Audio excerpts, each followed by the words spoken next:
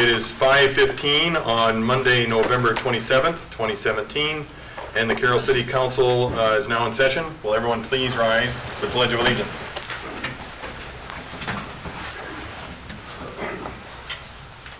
I pledge allegiance to the flag of the United States of America and to the republic for which it stands, one nation, under God, indivisible, with liberty and justice for all.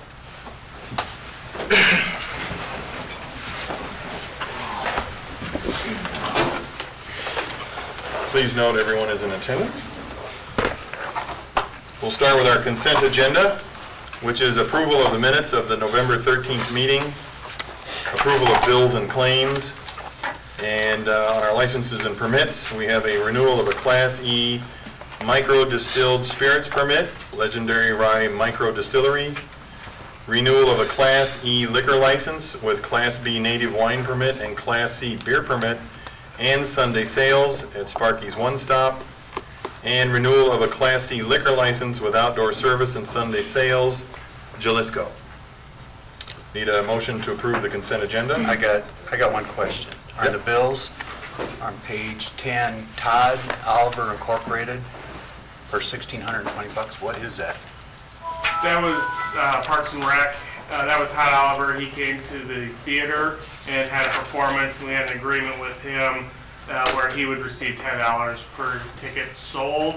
And so we sold 162 tickets for that, and so he got $10 for that one. And overall, with donations and those other revenue sources, we cleared about $800. Okay, thank you. So for our first time trying to do something different, it was right around $800. It was a great show. Yeah, he went to the It just schools. didn't have very good explanation behind it, what it really was, and Okay, I couldn't figure it out. sure. All right, Mr. Mayor, there's one correction to you. It said renewal of Class E micro distilled spirits. It's Class A, correct? Well, it says Class A, and then the second one's Class E. Right, you Yep. said Class E on both. And I Oh, did I? Oh. Yeah, I don't know if that's a big thing or not, but Oh, renewal of Class A micro distilled spirits permit, Legendary Rye Micro Distillery. yep. Yep, okay. Motion to approve the consent agenda? Second. There's a motion and a second. Seaman? Yes. Base? Yes. Dirks? yes. Cots? Yes. Haley? Yes. Fleshner? Yes. Motion is approved.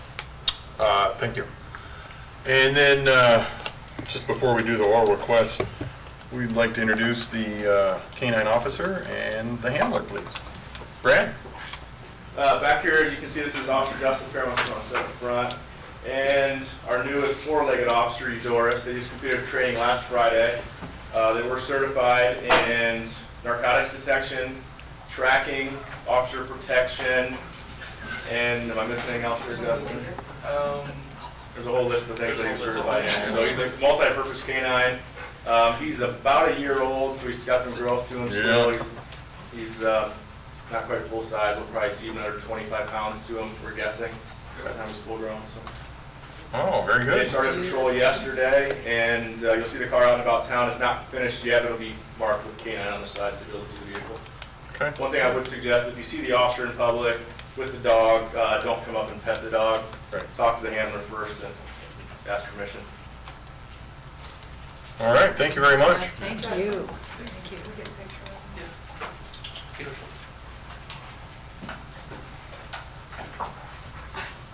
All these new smells. Still fine. Yeah. Just waiting for your command. I think we're gonna try and get some pictures with the kids too Yeah, at hopefully the start of Oh, this project. that would be Like I great, asked yeah. before. They did the work. Yep, I was kinda hoping that we could do it all in one meeting, but I think, because we weren't sure when we talked last week when you'd be finished with the training and everything, but I thought that at least the council could see it, but I think a picture with the kids that got this all started would be outstanding. Yeah, so we'll probably get another photo off before long. Still wants to play. It's a beautiful dog, it was a good choice. Yeah. Appreciate it. Yeah. Thank you. Thank you Welcome. so Yeah. much. Thanks, Justin. Thank you. Yeah. Thank you for taking it.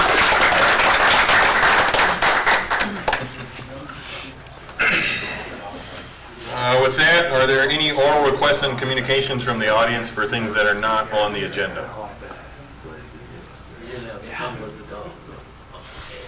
If not, we will start with ordinances, and seeing none, we will go to our first resolution, is the US 30 and Grant Road intersection improvements, and Randy.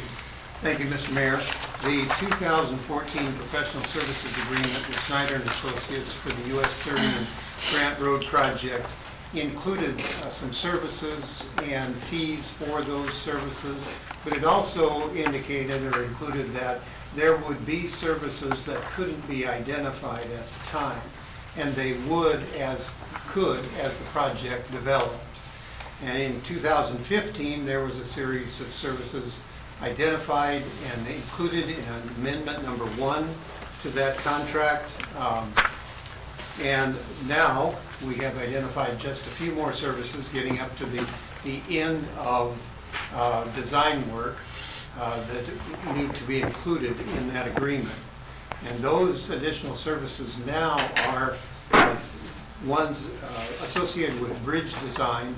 There was some additional work required for that bridge design or that bridge extension that included a joint DNR Army Corps of Engineers application. Hydraulic analysis and report was required for that. Wetland and stream delineation that we didn't anticipate, and then the addition of a concrete floor to the bridge, which is a little unusual, but it was required. And also some right-of-way services for 8 parcels in lieu of the 5 that were originally anticipated. So I have included a summary of the original agreement, the amendment number 1, and now amendment number 2 in the amount of $22,000. That brings the total engineering services contract to $221,600. I've also included a summary of the current costs as they're projected in the contract and the current funding that's anticipated. There is a little discrepancy between the two. That'll be addressed during your next budgeting period so that we can come closer to those two. Unless there are any questions, I'd recommend passage and approval of the resolution approving the amendment number 2 in the amount of $22,000. That was all the right-of-way has been acquired. That's all completed now. right-of-way Yes, I properties. believe it's all signed off on. It's anticipated at least to be signed off on by the first week in December. And there's, for clarification, that bridge is the one that goes to allow that stream bed to go underneath. Yes. Correct. Yep. Are there any other questions for Randy? If not, I'll need a motion to approve the resolution for amendment number 2 to the professional services agreement for the US 30 and Grant Road intersection improvements in the amount of $22,000. So, Second. There's a motion and a second.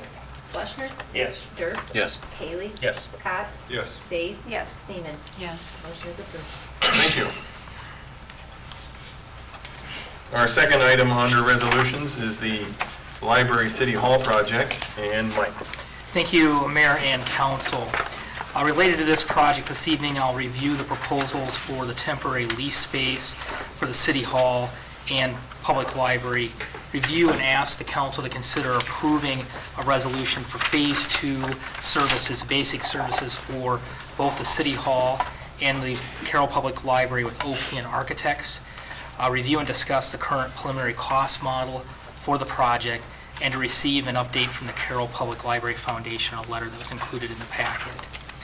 As a way of update since the August 1st referendum approval, staff has had a number of discussions with OPN on the next phase of design work of the Library City Hall project. Part of those discussions with OPN is focused on phasing for the project, and in particular the library portion of the project. As we've noted previously, while it's possible to operate the library at the Farner Government Building during construction, there is a lot of concern with both the number of phases and the ability to serve it with utilities while construction is occurring in the current administrative spaces. Due to this, on September 11th, the City Council approved sending out RFPs for possible temporary lease space for the Carroll City Hall and the Carroll Public Library while construction is underway. The city received a total of 8 responses to the RFP. 2 of those responses included 2 options for a total of 10 options, 4 for the library and 6 for the City Hall. The Library and City Hall Steering Committee met on October 9th and narrowed down the options to 2 library options and 3 City Hall options. On October 12th, the committee visited each of the sites and asked staff to do additional research on the library options of the project. And then on the 25th, the committee recommended the council that they proceed with leases with R&R Rental for property that's at 515 North Carroll Street, that's part of the former DOT licensing station. That would be for the City Hall portion. And then Baiting Construction for property at 425 Highway 30 West, that's part of the former Walmart site on the west side of the building. I had a typo in my memo and said east side, but that is on the west side for the Carroll Public Library. Full details of the proposals were outlined in the staff report, but in general terms, the total cost for a 12-month lease for the temporary City Hall space was $36,260, and an 18-month lease for the temporary library space was $85,500. Both leases do provide an option for additional 6 months if needed, if construction would run long. Staff is working to finalize the leases with the 2 spaces and does intend to submit them for consideration for the City Council as early as December 11th, 2017 meeting. Also for the Council's consideration tonight, OPN Architects has submitted a fee proposal based on a single-phase library construction and City Hall, with both projects starting at the same time in August, September of 2018. Their proposal for design services includes a total cost of $418,396. Optional program review during the design phase of $13,000, which staff has discussed and is recommending to council that we proceed with that option.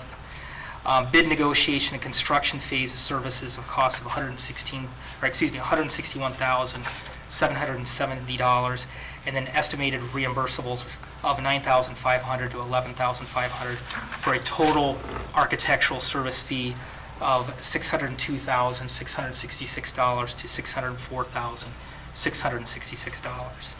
If the councils find these fees acceptable and approves moving to a single-phase library construction with both projects starting at the same time, then you're asked to approve the fee proposal outlined and given to you this evening.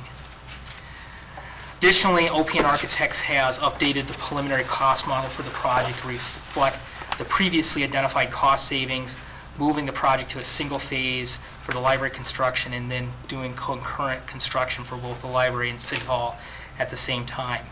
The cost model shows a total construction cost of $5,192,526, which includes still the higher 15% design bid construction contingency. Additionally, the overall project cost with design, professional fees, furnishings, and miscellaneous cost is shown at $6,810,137. These figures do include the higher cost range for furnishings and a lower percentage savings on moving the library project up by a year.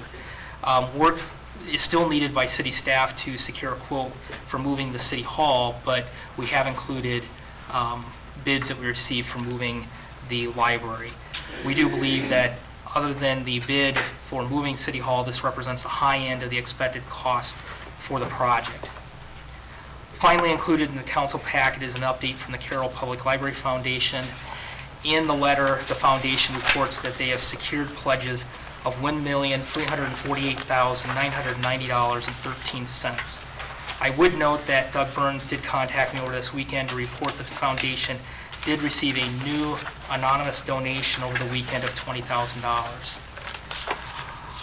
In the letter, the foundation's also committed as part of their $2.5 million investment in the project to pay 50% of the architectural services costs and 50% of the temporary lease payments as those costs are incurred by the city.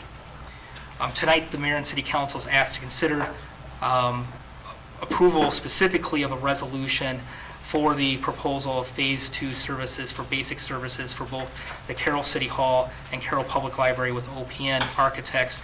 And they're also advised to discuss a temporary lease space for both the City Hall and Library, review and discuss the preliminary cost model for the Library City Hall project, and to receive the updated information letter from the Carroll Public Library Foundation. With that, I'd be happy to answer any questions the council has at this time.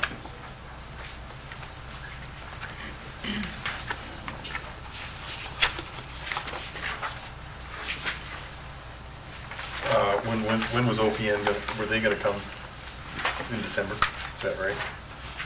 Typically, they wouldn't come, but Okay. if we would so request that, I They would would, assume okay. they would make themselves available. Well, I initially had some concerns when this was started. I sat in on the meetings that you guys had to determine what buildings, and I probably agree with the buildings that we're picking out are the best choice. But even after that, I thought, you know, at that time, I didn't know what the foundation had for money. I had no idea what they had, and I thought, I'm not willing to spend city taxpayers' money to rent these things and get moving on this if the foundation isn't letting us know what kind of money we had. And I thought, well, so I expressed those concerns to a number of people and foundation people, and they got back to me, and the numbers that we read tonight is what they showed me or told me. And it's kind of a catch-22, because if they don't make that $2.5 million, we're in trouble. But again, they also told me that if we don't support it, then their chances of getting these grants is drastically reduced. And then also, they told me that if the city doesn't start, you know, going forward with this support here also, then there's some donors out there that are waiting to see how much more active and deeper this is getting before they're going to start donating. And so this step here would, you know, would fulfill that, you know, they feel there's some donors ready to donate now. Will that come true? I don't know. You know, we're back to the catch-22 again. I asked Laura to give me some information on the aquatic center, and I'm going to pass this out.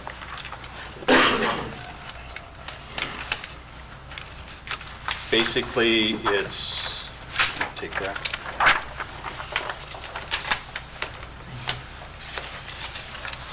Basically, it's the people that suggested the back larger pages, the ones, except for the first one, all the others were signed. It was their commitment. And if you look at that, 100% of those people that committed their dollar figure, the pledges came forward. So we got the same thing now. We got a lot of people making pledges. You know, so, and some of the people that are on this pledge list are also on, you know, people that are donating now. Not all of them, but some of them.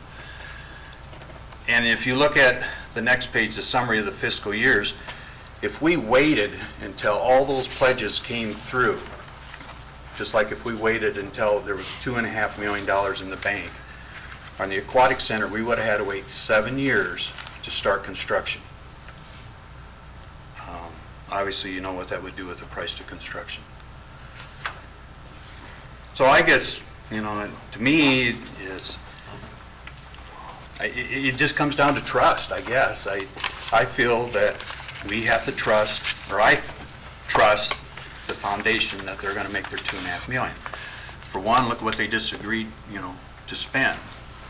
What, $300,000? Somewhere in there. Okay, $300,000 that those people that gave money to the foundation won't get back. It's gone. So I feel that if they're going to spend $300,000, I guess I trust that they're going to make their $2.5 million.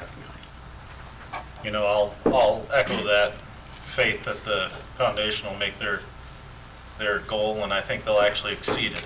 I'm very glad to see that they're exploring outside methods of getting money from grants and working hard to do so to bring money in from outside the community as well as what's in the community here. It's just a very, very well put together project here. Another question I was asked is, we as a council, we have to decide if this is the right thing to do. I guess when I was asked that, I thought, no, that's not a council's decision. That was done at the bond referendum, where 62% of the people said it's the right thing to do. So that's how I felt about that question when I was asked. So that's all I have on that. Thanks for the. Well, I had one person in front of you that had requested to speak, so just a second. Gene, yeah, go ahead.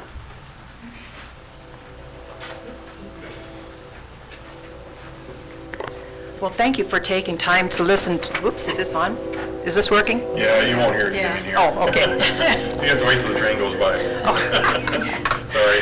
Okay. Well, I thank you for your research, Laverne, that was good. But I do want to talk to you about the concerns that people have brought up to me in my conversations.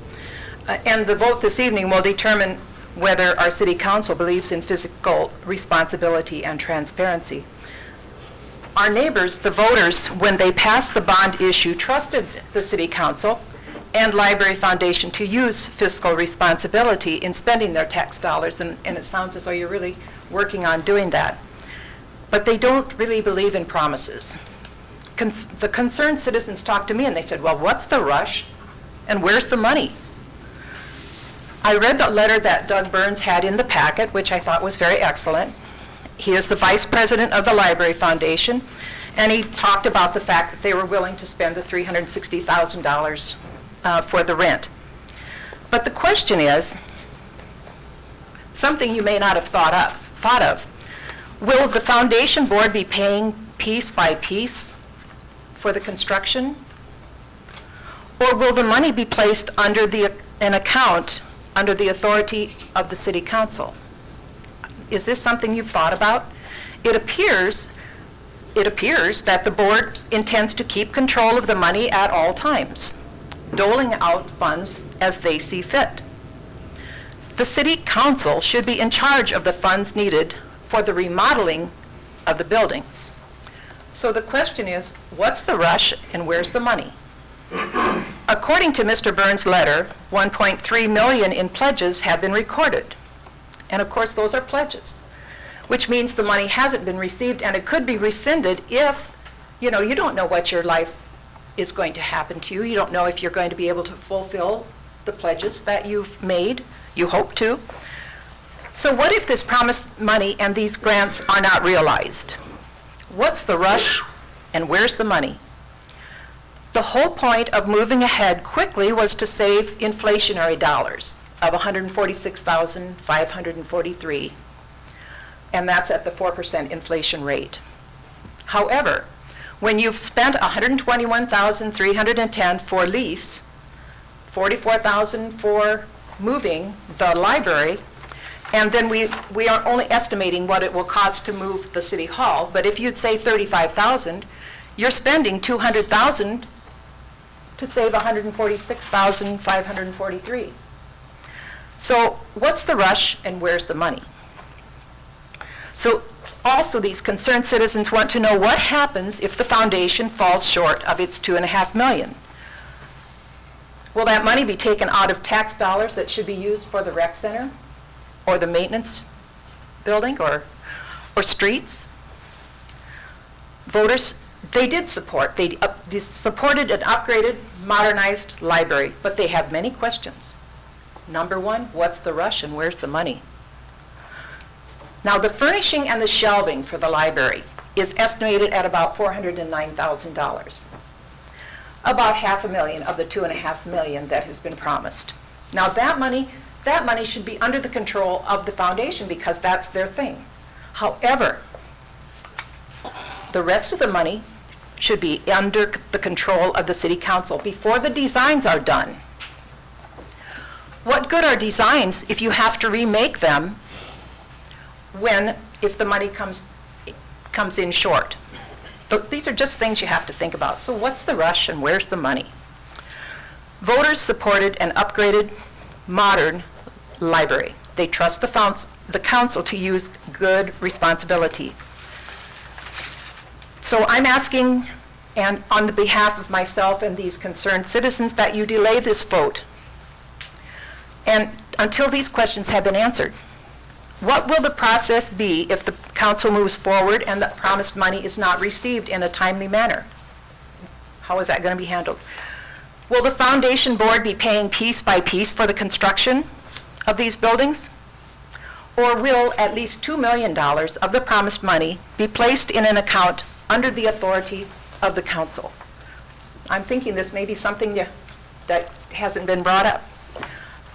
Can our concerned citizens be assured that the promised money will be in the account before the council authorizes designs and bond issuance? So anyway, thank you so much for your time to listen to our concerns. Please think of these things. Thank you. Yes, Gene, I got Laverne? a question. Are you saying we should wait until the foundation has their $2.5 million before we do anything? I think that you should wait until you have $2 million in an account that's controlled by the council.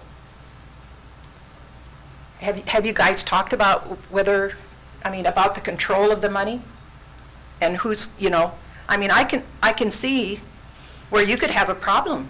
If I Coming up. understand, the foundation is a separate entity in and of itself Right, that, contributes money to the library. at right. times, yeah. But you are the final decision makers on it, right?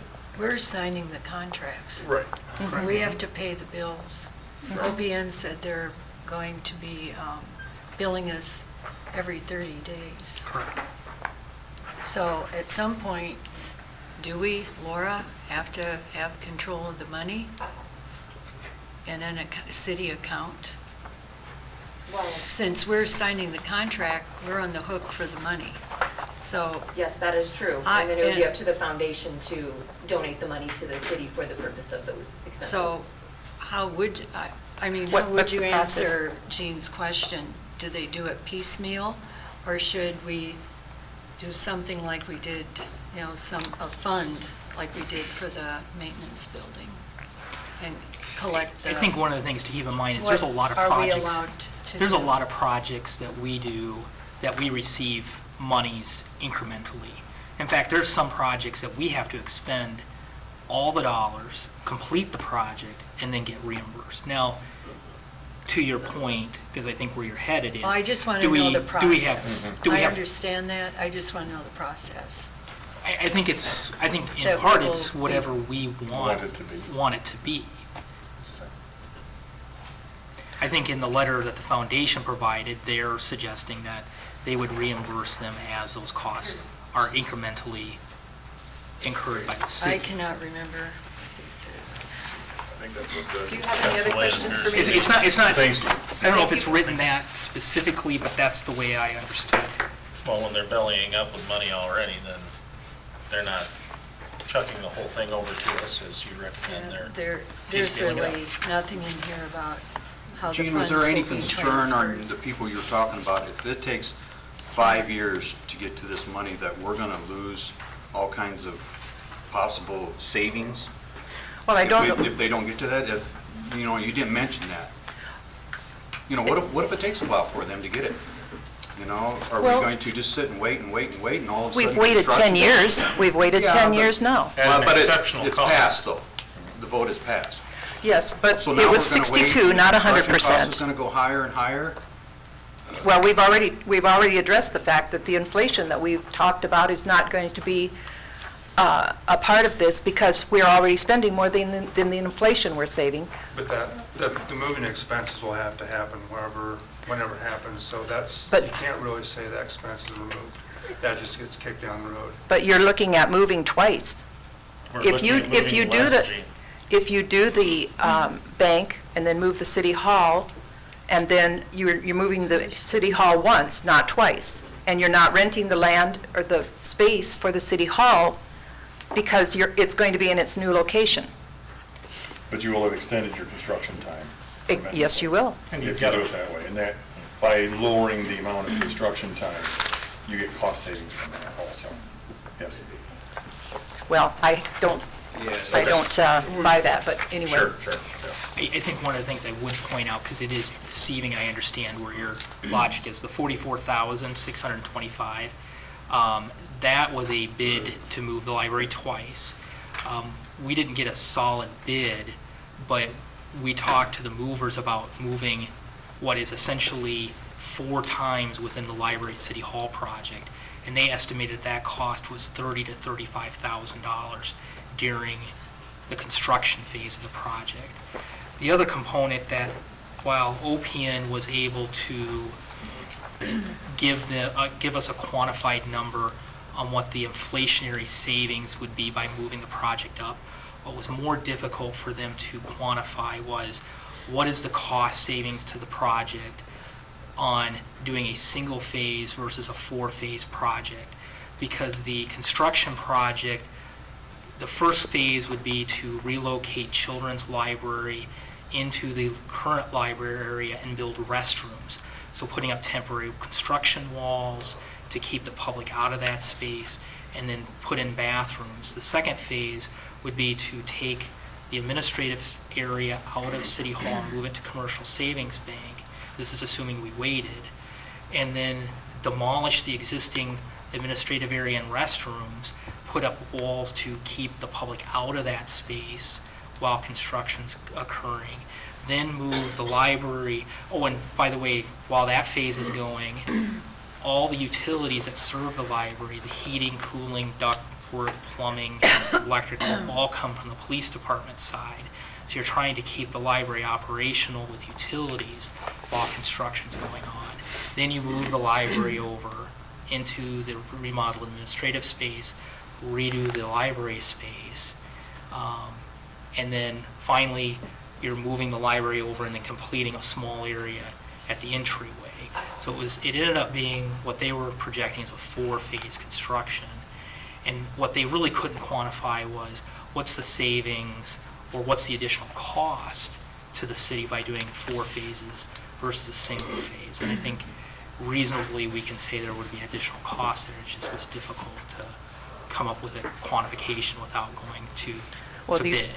These could have additional costs too if you're having to extend beyond 6 months or whatever too, as far as that goes. Well, but again, you would have a library construction phase that'd be much longer than 12 months on a 4-phase project.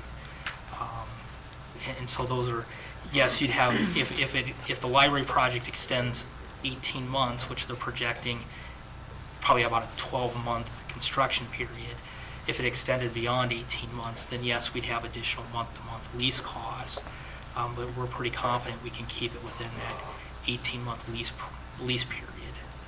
Mike, can you clarify, was the thought process of going to a 1-phase remodel, was that the idea of OPN?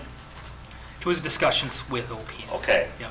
So the I don't want to say who exactly okay, but came up the with experts are aware of this and feel it's the correct move. It's in our best interest to do it this way from a cost-saving standpoint. And actually, the comment from OPN was one of the reasons they didn't originally suggest it was they didn't believe we could find lease space in Carroll for this project. Right. So that's why they were going down a multi-phase project. I think it's so it's their belief that we should be going this route, and I guess that's probably enough for me. They're trained for that. The thing that is confusing then, OPN needed to communicate better, because when you look at their numbers and you see the cost savings for inflation and the impetus for doing the RFP, and we said it over and over, is the project was sold to the public as a 2-phase project for no more than $6.8 million, right? Mm-hmm. And the funding, and they explained the inflation, extending it over a 2-year period. You know, at that time, I was told by people vested in this, the Mowens, other people, Pat Mowen, that's a good idea because that gives the library people more time to raise money. But getting back to my point, the way OPN presents their numbers, it does show that we are assuming $50,000 more if you look at an estimate of 30 to 35,000, that we are increasing the cost by $50,000. As soon as we started talking lease and it was in the paper, people were calling me, I was having conversations, see, already, you're going over the amount you promised us. So the impetus for doing the RFP was to see if we could save $100,000 to $150,000. That's what OPN, I remember Mike, at the September 11th meeting, I have my notes for that meeting, and you quoted OPN, wasn't your estimate, you quoted OPN, and you said OPN believes we can save $100,000 to $150,000, and that would offset pushing one phase of the project down the road to 2019. Their numbers do not reflect that we are saving money. Their numbers reflect that indeed we are assuming $50,000 more in costs by moving from 2 phases to 1 phase. You're telling me I am wrong. They're saying we can save $121.30 in inflationary costs. 140, Or pardon me, 146,543. The lease is 121,310 for both buildings. 44,000. Oh, Jean went through the numbers. I had come up with this same thing, thinking, well, we would look and see if we could save money. If we can, great. We'll move ahead with the lease. If not, then we'll go back to the original 2-phase plan. The way they present this does not show that we are saving money, but indeed we are assuming $50,000 more in costs. Could I make just a short comment to your comment, Jerry? One thing about, I think OPN's job is to get this rolling. Their job is to get this rolling and start getting their money. So I think that has to be considered as part of their reasoning too. So thank you for your time. I appreciate your kindness. Thank you. Thank you. One thing, let him go, I guess. Go ahead, state your name, please. I'm going to give you a little background. I just need your name first, please. You don't know me from a load of hay. No, I know, that's why we need your name. Bill Wiedemeyer. Thank you, Bill. 1519 North Carroll Street. I'm a resident of Carroll, 1942 to 62, and a resident of Carroll, 2009 to date. I was kind of, prior to the election, naive and maybe a little bit stupid.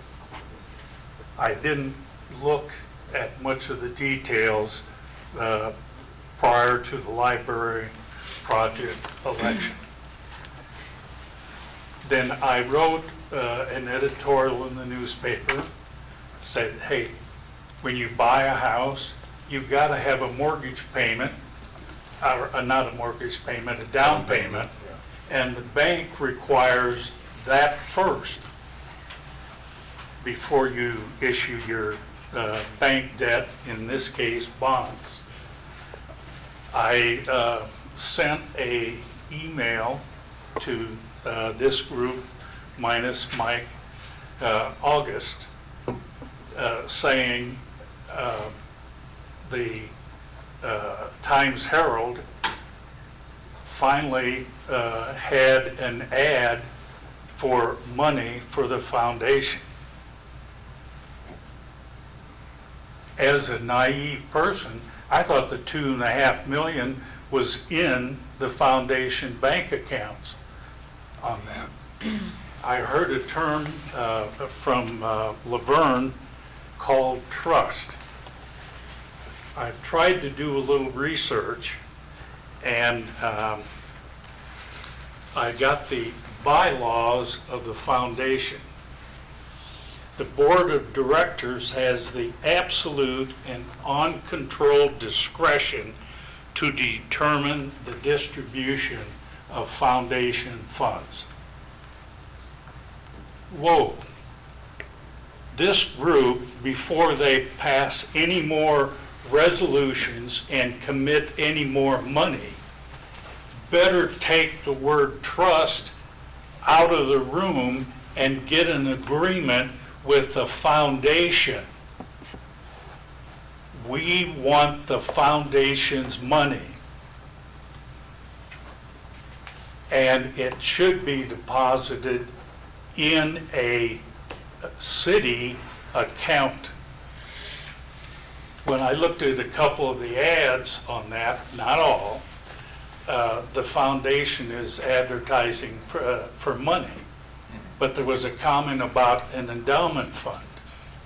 So if I want to give $500 and I give it to the endowment fund, the city doesn't get it. If the foundation decides to put the money in the endowment, the city doesn't get it. So I'm trying to get a little smarter by doing a little research. And I think you people have got to come up before you do anything else and get square with how you're going to handle the receipt of money from the foundation. And I messed up a ink cartridge on my printer. Did anybody get an email from me late 4:30 today? There was a schedule attached, and it lays out in the schedule, this is what you should be asking the foundation to complete. Okay, pledges received. Is there any restrictions on the pledges? That if you don't do a precise piece in the contract, or if it's for furniture and fixtures, shelving, or what have you, tables and chairs, and you have a cost overrun, and you have to maybe cut back on everybody getting new chairs and desks, does that jeopardize the pledges? And Laverne, I didn't quite follow your comment on the 300,000. The foundation did get a bequest, but I don't see, is that included in the pledges? Or is the bequest an endowment and the funds aren't available? No. There's another chapter in their bylaws. They have a fiscal June 30th year end. And I will read you that the books and records, they will be an audit if it's over $1 million in their funds. Otherwise, it's just a review. And it said the auditor review shall be reviewed by the board of directors and shall be made available to the general public upon request. I would assume this council would request their June 30th 2017 report. Please, Gene covered a lot of items. I won't duplicate those. But you have to get your down payment legal document in order. When I read through the property gift with the commercial savings bank, it was a little tighter than I would have expected. You have to use all of the vacated city office space for library. I didn't think about it until I saw the dog. You mean we can't take 300 or 500 square feet and add it to the police department? you may want to go back and look at that property gift agreement. Thank you. Thank you.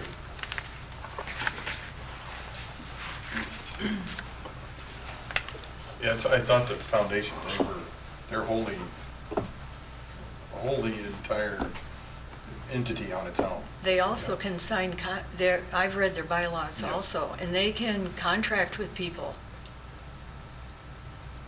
and assume responsibility that way also. But, I mean, I had not thought of how, I just figured somebody in City Hall knew. Laura, I figured Laura knew how the funds transferred. I just trusted, okay? But getting back to the cost of leasing and moving, et cetera, those are real costs to this project. I guess I mean, it isn't, the money isn't being spent on any other project, and we're at 6.8 and 10,000.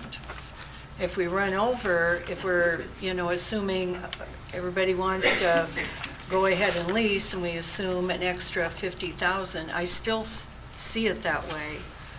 Then we're creeping above the 6.8 million, as was presented to the public. And there were several items in OPN's information that I felt deserve questioning and scrutiny.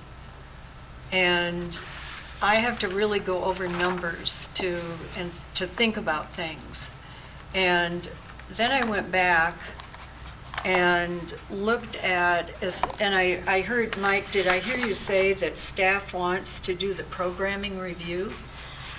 It's a piece For the 13,000? Correct. They just did it in May, the end of May. They had 2 meetings to go over the final drawings and that are extremely detailed. We were told that if we had open spaces, that this would be flexible, you can move things around, it'll be good for years and years and years because it's so open and flexible. And here are some items. We've been telling people as we move through this process, we are constantly going to be looking for ways to save costs. And we were especially told by OPN, as we move through these phases, we will constantly be looking at saving costs. I do not see that coming from them. They're using the highest number for the furnishings. We had taken those off to reduce the costs originally. They are using their highest contingency. I mean, they admit this. They're It's right up there. transparent. Yeah. But my objection is, Gene's asking, where's the money? I'm asking, where's the savings? So this thing succeeds, and maybe if we could save more, there wouldn't be as much pressure on the foundation either. You know what I'm saying?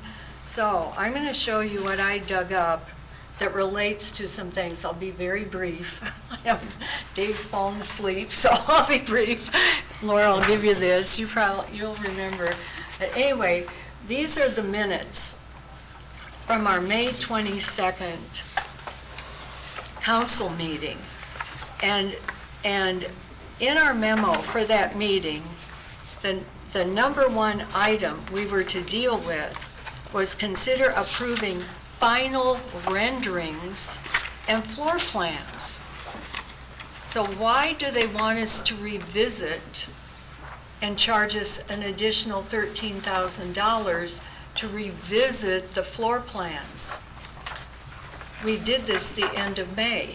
It's at the bottom of the memo. On May 5th and May 12th, we met with OPN Architects. They were at the May 22nd meeting. These are our final renderings. This is what's going to work. I believed them. I'll keep throwing around the word trust. I trusted them. They know what they're doing. Now that we're talking phases, and that didn't start until September, it makes me wonder. So here we go through our minutes and through what we handled on May 22nd. Then we received a memo on possible cost reductions. That was their listing of a multitude of things at both buildings.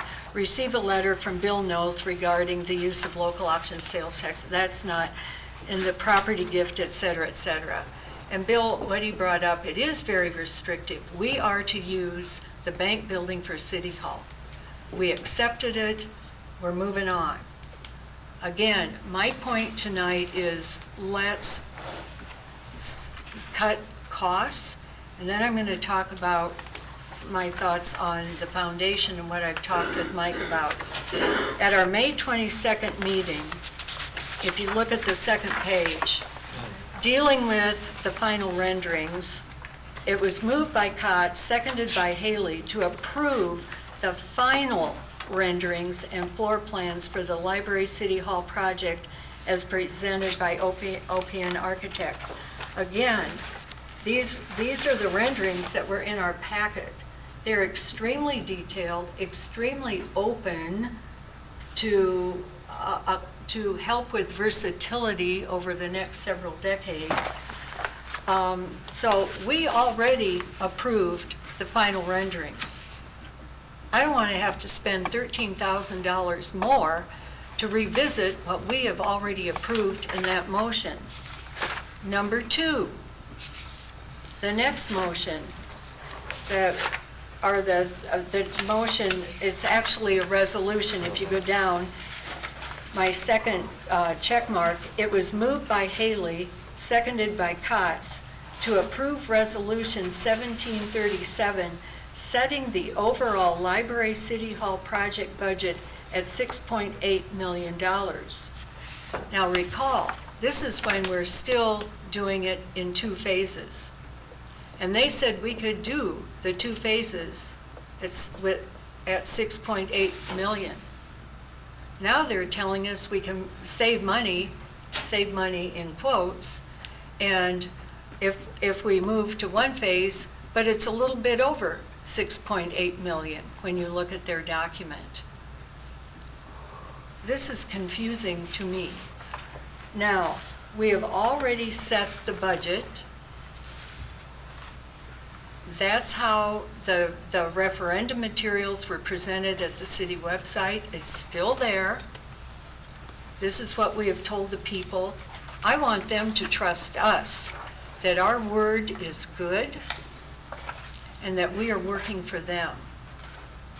I understand OPN and their bottom line. They want to make money. Hey, that's great, but not at the expense of our integrity and our not keeping our word to the public. Okay? So there we are. I don't see any reason. I think you can just take the $13,000 off. There's a cost savings. We already approved the final renderings. OPN showed up, and Joe and Danielle said, this is great, this will work for years. Now, getting back to another concern I have regarding what's on our agenda for tonight. At our September 11th meeting, and I sent Eric and Mike an email on the Wednesday before Thanksgiving. I think you recall, and Jerry said, hey, this will be a good idea. Barry Bruner did this. I asked if we could have the Library Foundation people come and give us an update, a report, because they've been showcasing donors since June. They've been running ads, and the conversations with people just have continued and snowballed for me, wherever I go. And people, and I'm sure many of them voted yes, because they were excited. How is it going? We haven't heard anything. I told Mike this. And so I sent Eric and Mike an email and said, hey, I asked on September 11th, they haven't shown up yet. Since OPN is, presenting their information, their fees, that was how it was in our draft agenda. I said to Mike, do you think they could come to the meeting tonight and give us an update? And these are the things I want to know. And so I told Mike that so far we had no total dollars, okay? But remember, the referendum was sold. 3.8 million in bonds, 500,000 in local option sales tax, and 2.5 million, and I think this is where Bill and Jean might be coming from, 2.5 million in funds, not pledges. Funds are real dollars.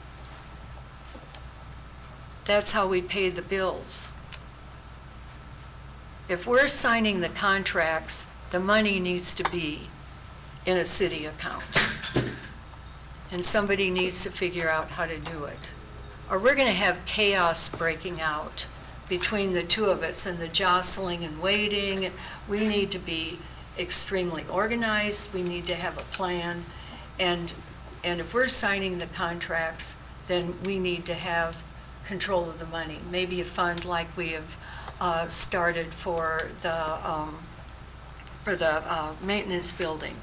Anyway, I bugged Mike. He said, well, I've talked to Doug. I think it was Doug. And I'm not picking on Mike. He goes, don't shoot the messenger.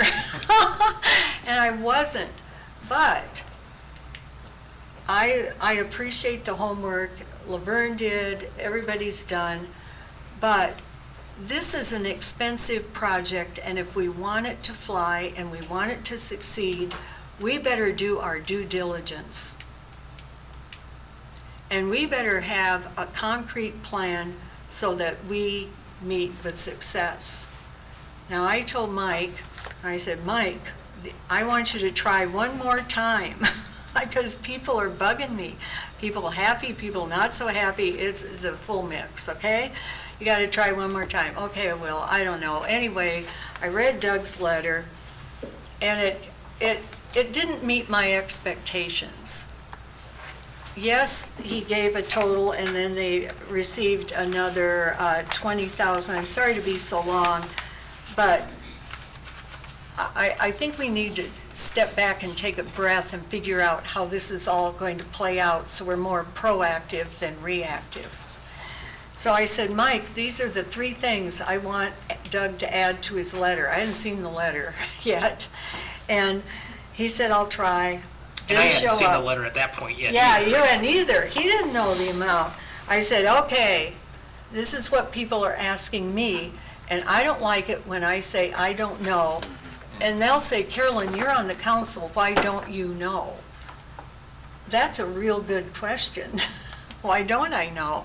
Here's what I said I want them to include in their report tonight, and we don't have it. I wish they'd trust me. And I agree, and I sent in my email to Eric and Mike, I said the foundation announced their first gift 6 months ago, and the bond issue passed 4 months ago, and I don't know a thing about what's going on.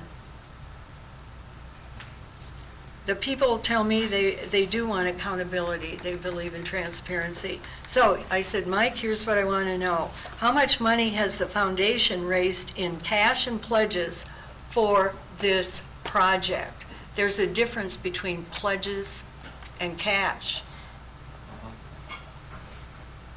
How much cash is in their bank account for this project? Number 2, what is still owed in pledges? I know Doug told me the very first large pledge was a 5-year pledge, $50,000 a year. But we will have bills to pay before then. He even said some pledges are going up to 10 years. Okay, my last question, so how much money has the foundation raised in cash and pledges for the project? How much cash, in other words, how much cash is in their bank account for this project? What is still owed in pledges?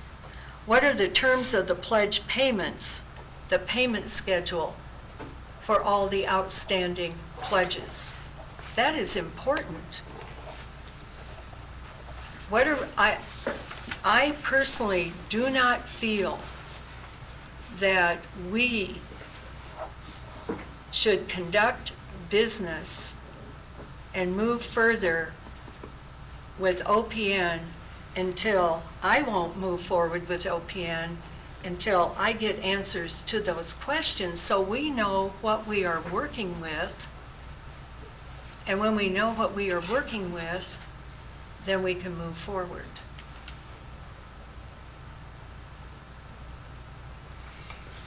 It appears at the Aquatic Center, they did some over 5 years too. I sat through that. Right. But the process has been, some of that has been outlined, so we've But- seen that it's been done. But So- this too, that was a small amount of the No, I- Aquatic Center. I feel very strongly about this. I'm getting a lot of questions, and I need some answers, and I can't answer them without the cooperation. We all need to be team players.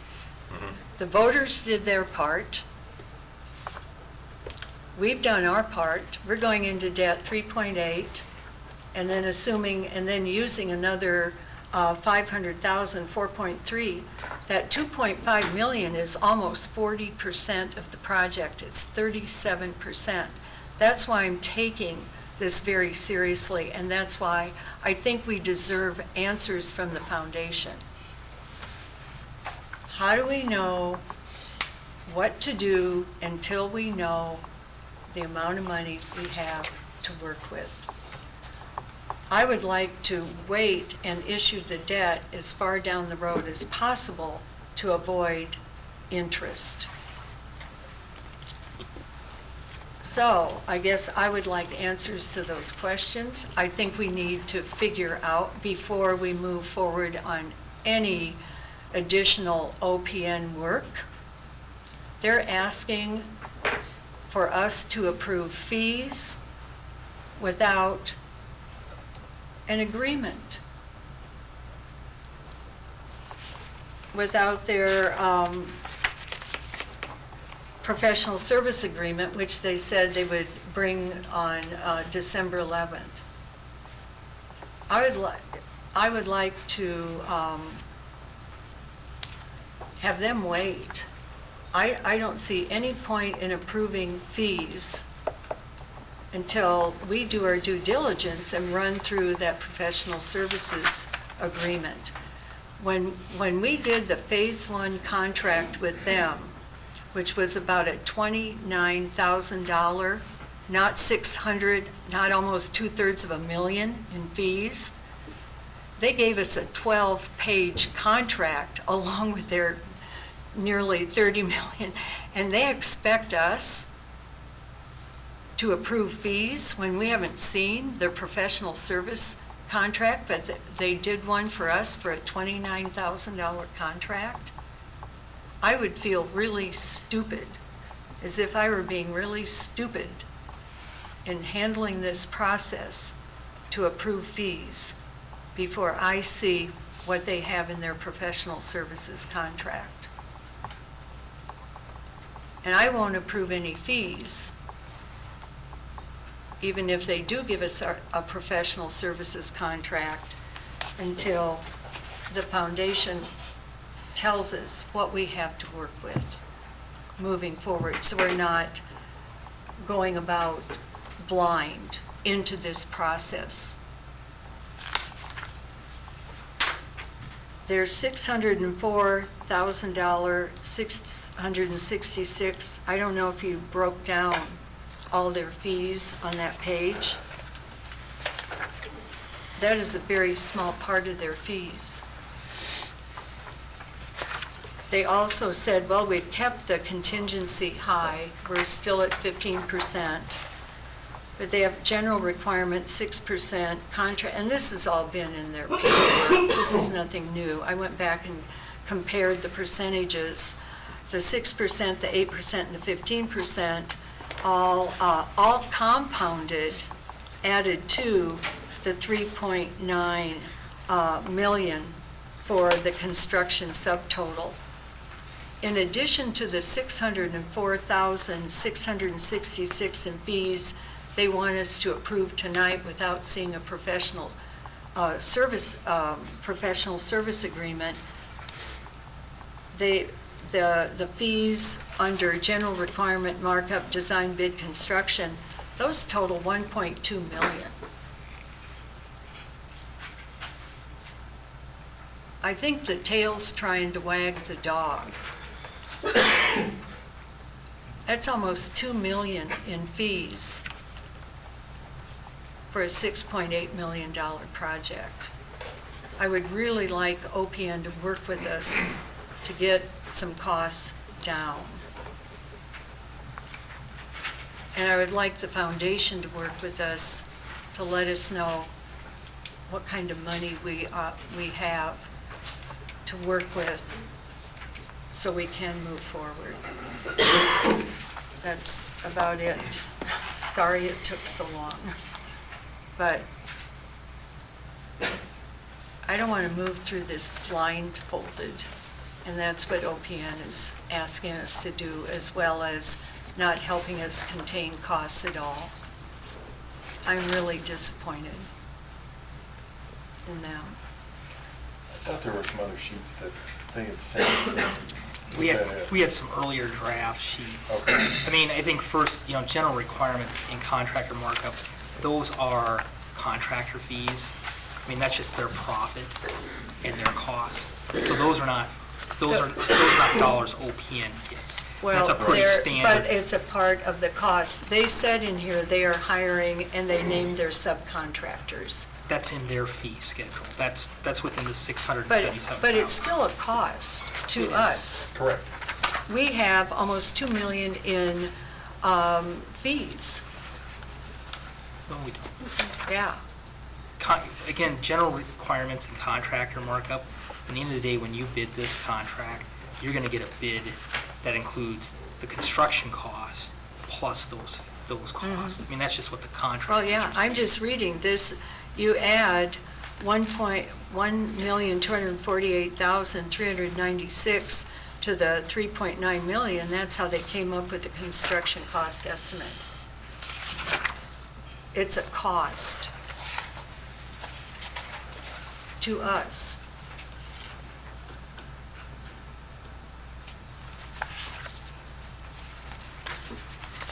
I had similar questions on the programming review as well, Carolyn. That was something that was on my radar to look at too. Yeah, I'm well, glad you brought the minutes and have that stated final draft, because that is our final draft. it is, and we can save 13,000. I don't want to offend anyone, but we said we keep this to 6.8 million. We passed a resolution. Our word needs to be good. Sorry, Bill, if you want to talk. I would like to pick on Carolyn just a little bit. Here. Yeah, Carolyn. That's okay, I've been called worse. You stated that you wanted to know the cash that the foundation had in there. Yeah, that Okay. was one of my questions. I Yeah. did not do a very good job of explaining something. You need an agreement with the foundation for the $2.5 million. Right, I got it. I marked it down. I know what you mean. Oh, Yeah. that's, Oh, I know what you mean. Why is that being overlooked when you're asking to sign an agreement with OPN? You signed an agreement with Commercial Savings Bank, but you forgot the foundation. I think we And just the took fu- it on their word because they have been trying to be behind this project the whole entire time. And, Well- no, I understand what you're saying. You need a written agreement more than just a friendly handshake. I get that. Well, Yeah. as a naive, stupid taxpayer, I assumed there was $2.5 million in the foundation when I voted. And then it took till Yeah, no. August, and then they put an ad in the paper, we need your money. Right. And it took till this meeting before they come out and fessed up, what was it, $1,390,000 something? yeah. No, there was, when we went through and started this, they had agreed to provide $2.5 million to the project. And we had discussed that, I think the year before. They Okay. were all up here, so that was all. I was not Yeah. at those meetings, Correct. and most of the taxpayer voters weren't. So when I looked at the advertising material coming and that, well, they got a chunk of the money now, and then the bond issue. So your question that you want to ask for the money, no, you want an agreement. Oh, I It's said I more wanted important, that. and the dollar amount's huge. Yeah. Correct. Yeah, Okay. I Got it. think. Yeah, I got you. Oh, I Thanks, understand. Bill. Yeah, maybe I wasn't clear. I want both. I think, not me, we need both. And I think that way, we're all singing from the same song sheet. As things come in, there's a nice organized flow. Correct, correct. And we're able to pay the bills. When the money came in as it was coming in, Laura, for the aquatic center, where did that go into a special foundation first and then over? Or did it just go right into the general fund? There wasn't. Some It of was it the went to the foundation. Carroll Foundation Okay. first, and then That's what I thought. some of it did come to the city directly. Directly. Yep. That was, yeah. You're right about them having autonomy, but the pool thing was That's different. different. Yeah, no, it that's was a completely different. different But the foundation entity. was founded for the purposes of supplying money beyond what the taxpayers need to Right, do, yeah. in a sense. But, I don't know, does anybody else think we shouldn't have a process for transferring the money so that it's available as bills come in? I think So we're stepping out of there's- the norm. I don't think we've ever done business this way. Well, we've never had I guess, a relationship like this before, Mike.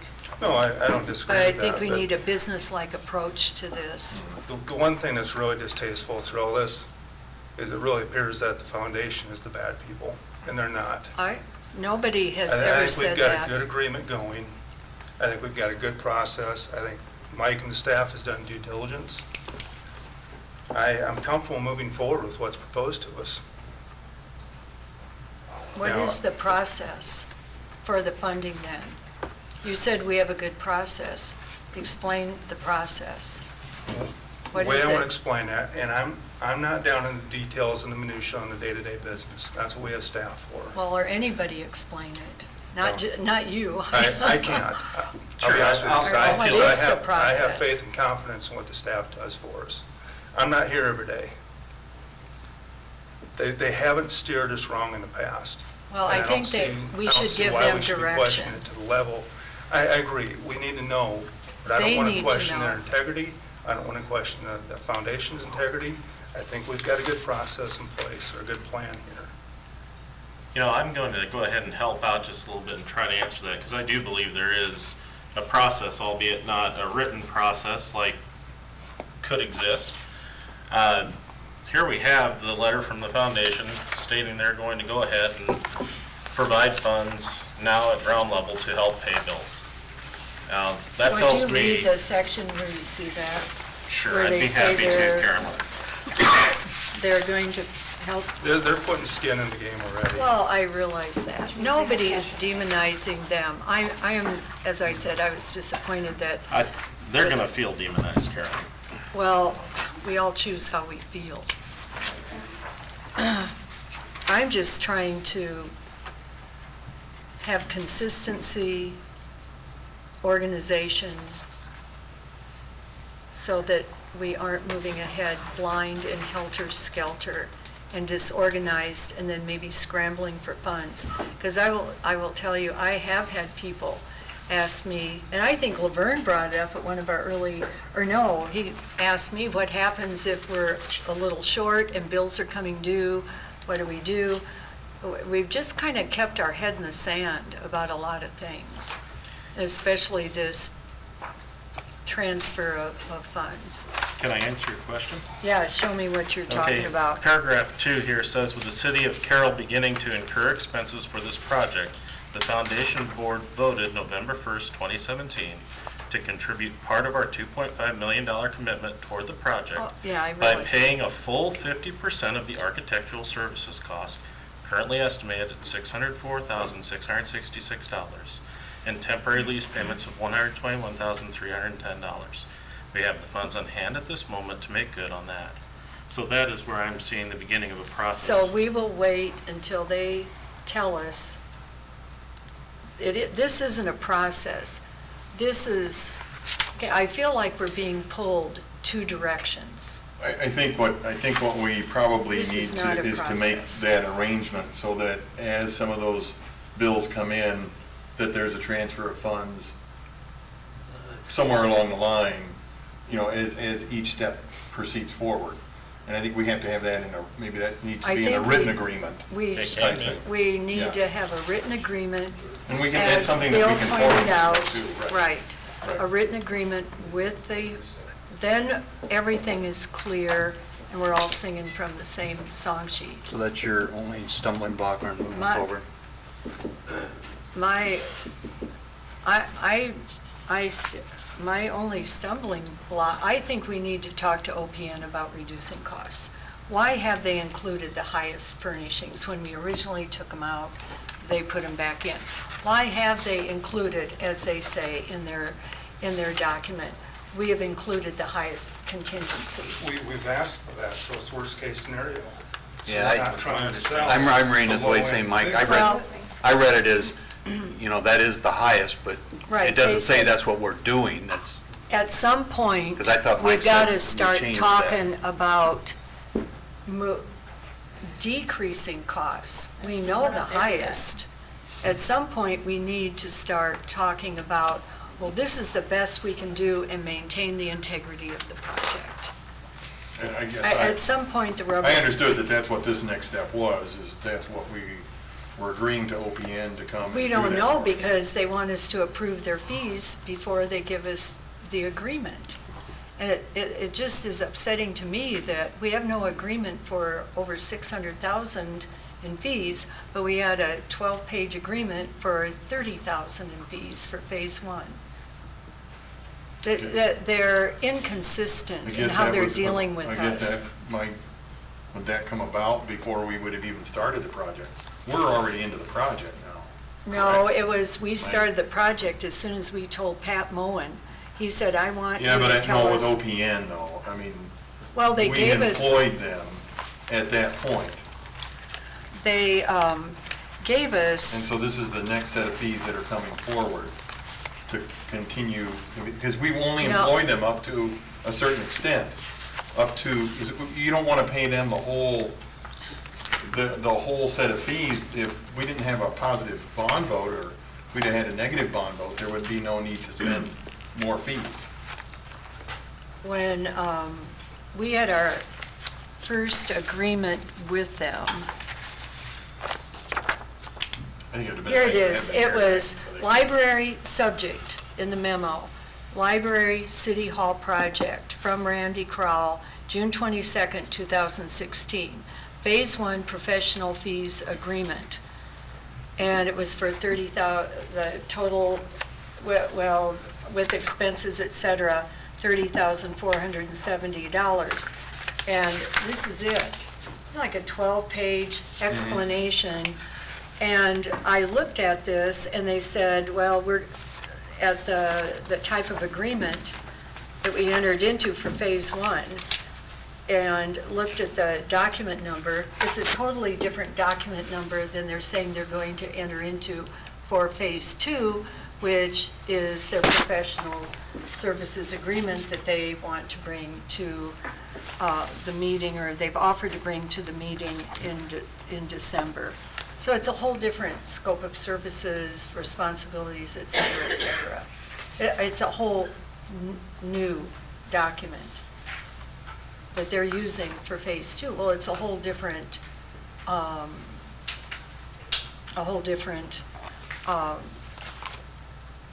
set of obligations on their part.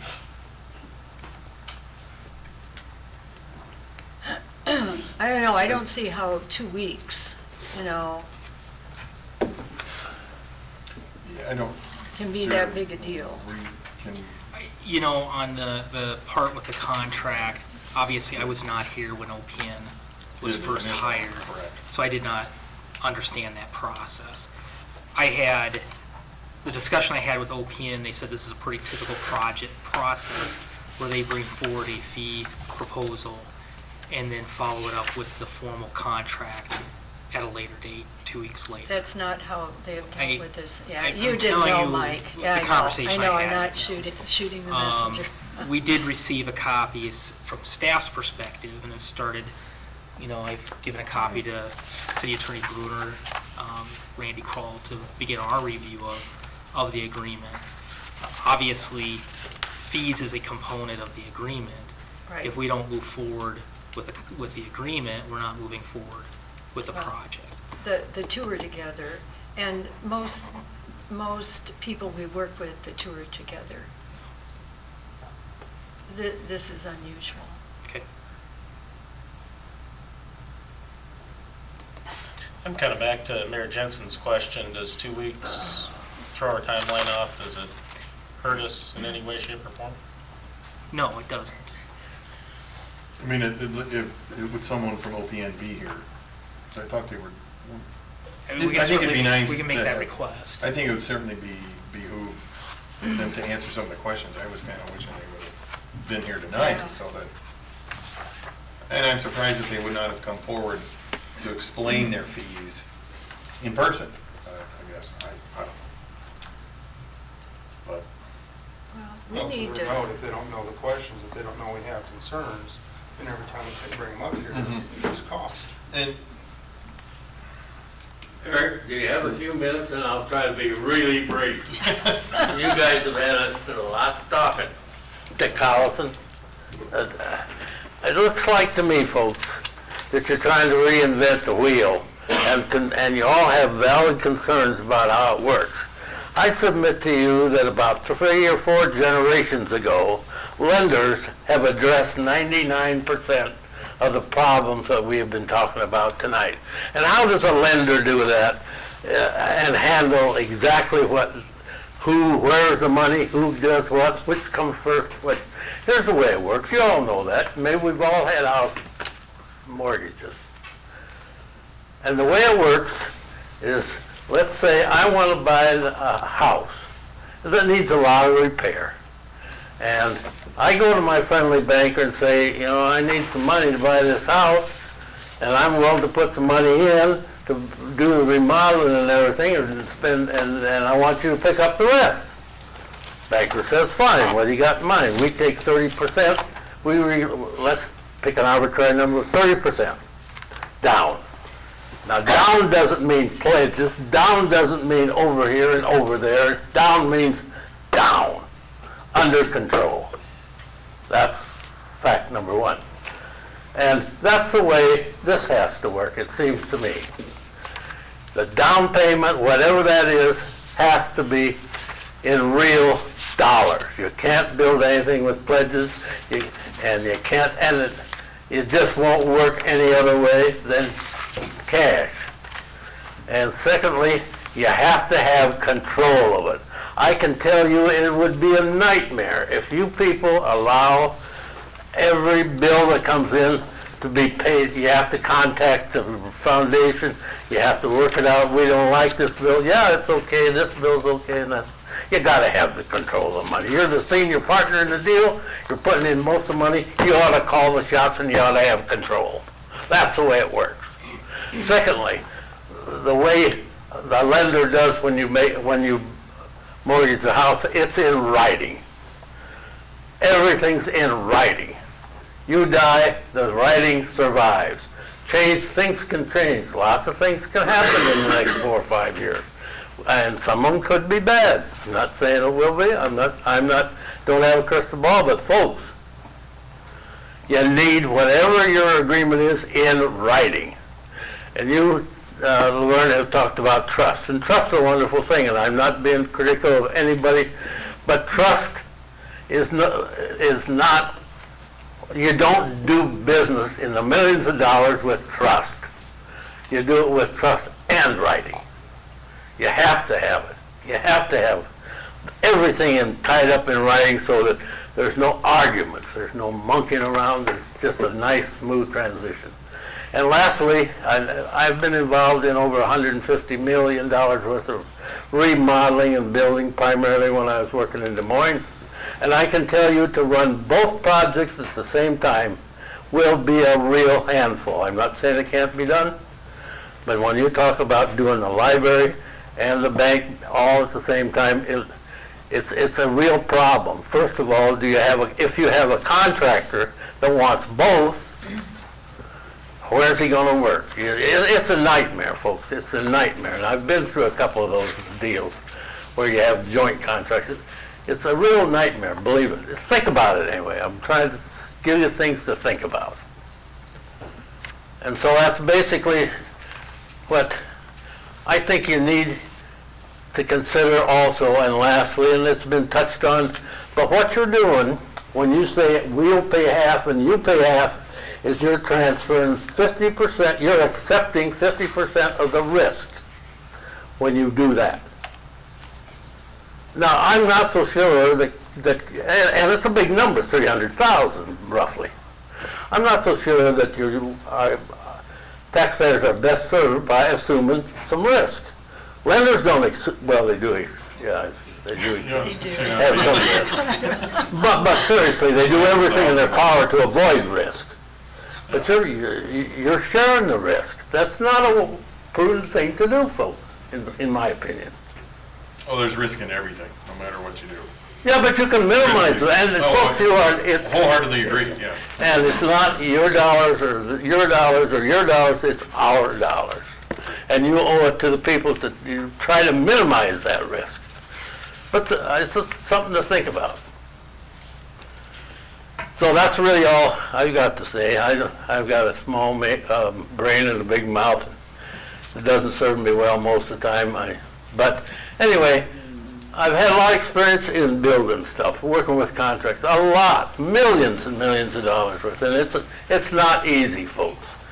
And you take a look at what you're trying to do here with 60,000 books and all this. It's a big job. It's a complex job. And you need to do it right. And right is not trust. Trust is wonderful, but by God, trust and right is the answer, in my view. I'll leave it with you at that. And if you have any questions, I'd be happy to answer. I'll make one little observation. You're all smart people. And how do I want to say this carefully? There's a way to solve the financial problems around here if somebody around this table or somebody in Carroll is smart enough to figure out a way to take an offer that an idiot in Carroll, that lives in Carroll, has been talking about $1.5 million donation to this project. If you guys or somebody can figure out a way to work that in, you will have earned your pay. It's out there, and nobody has figured out a way to make it work. There's got to be a way. Think about it. Thank you all. Thank you. I think one of the things that I'd asked Mike too about was, and maybe that's a question for OPN, is do we let this contract out with two different contractors rather than just one? I think that's something that OPN can answer. We could let this as two separate projects. And that's their strong recommendation, is they feel so we'd get one contractor running one and one contractor running the other. You got two different crews working on two different projects. Then you're in a You may get- timeframe situation. You may get two yeah. contractors that do both. I mean, we can't Yep. guarantee that. You're going to end up with two different contractors. But they believe you'll get a more competitive bid process with smaller projects. The one thing that bothers me a little bit is we're looking at changing this from a 4-phase to a 1-phase, by renting these buildings. And the difference in that money amount we can't get that amount from them. That bothers me, that we don't really know how much we are potentially saving by doing what we were trying to do here. And that's the difficulty. I mean, we want to take, for example, the library moving costs. Very confusing the way they present it, because we're trying to be transparent on what the total costs are on these items. But again, when we because this was a quote we received from Jones Library System, who previously moved the library books here for the recarpeting project. Their quote was actually a little bit less. We inflated this just to cover ourselves, but we included $44,625. They estimated keeping City Hall and doing the library as a multi-phase project, that would be $30,000 to $35,000. So the additional cost really is only $10,000 to $15,000, not $44,000. So, it does get difficult because there's a lot of different numbers. Every little bit is going to add up. Yeah. And I'm going and to I- apologize, Carolyn. 'cause Yeah, no, one of the no, things you haven't done anything. Well, and one of the things I directed Negative. OPN to do was, originally when they presented the preliminary cost model, they presented side by side like they had previously in their book. And I directed OPN, I want to show the high number because it's the worst case scenario. They presented, so this is not OPN's fault, this is my fault. OPN originally presented to me a number that had the project between 6.4 to $6.8 million. That's 6.810 million. But at some point, we need to start cutting some of these costs. Instead of just talking about, well, this is the high number, at some point, we have to make those hard decisions. And that's design. And- That's the problem, Well, is it's a design phase then that you do that. Have them put their fee in their professional agreement contract. At the back of that little handout I gave you was the resolution we passed on May 22nd, the wording. And this is what concerns me too. And I know some people tell me I go too deep into the woods or the weeds, but it says, now therefore be it resolved that the overall budget for the library city hall project, including all construction costs, that's why I was bringing in the 1.2 in addition to the 600,000, all construction costs, soft costs, professional fees, furnishings, and all other associated costs is set at 6.8. I don't want mission creep here, where, it's only 10,000 now, and then it's 25,000, pretty Right. soon we're up to 6.9. Correct. That's not what we told. And again, tonight's the first night I've heard of four-phase. People sold it on our website. This is a two-phase project for 6.8. You know the scoop. That's how it was presented. Now we're trying to save money by going to one phase. It was an option to look at, to see if It was, but if I it's still possible to don't save. believe we're Because again, saving. you bring up the idea of cost savings, and that was an idea that was floated out there. And now I'm hearing, to well, it's allow- only a little bit over.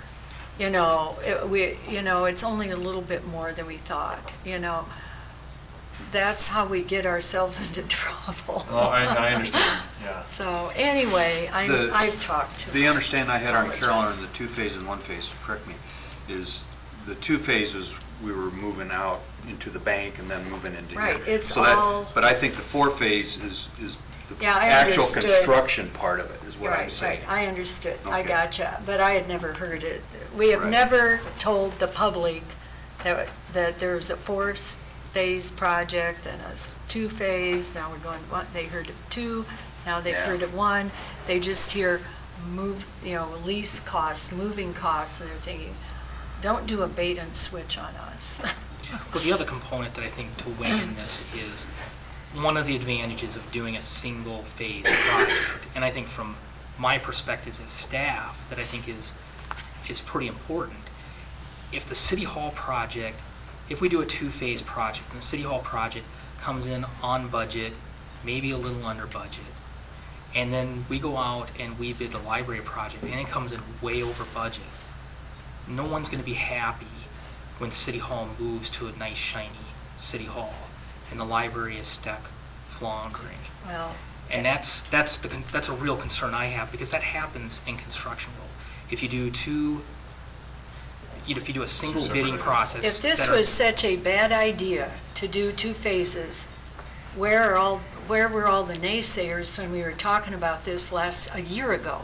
That's when they did their feasibility study, December 12th, 2016. We have the documents. Why now? Why, as of, September 11th, now we're here in one phase? This is it. We hire these people. We trust them to give us their best advice.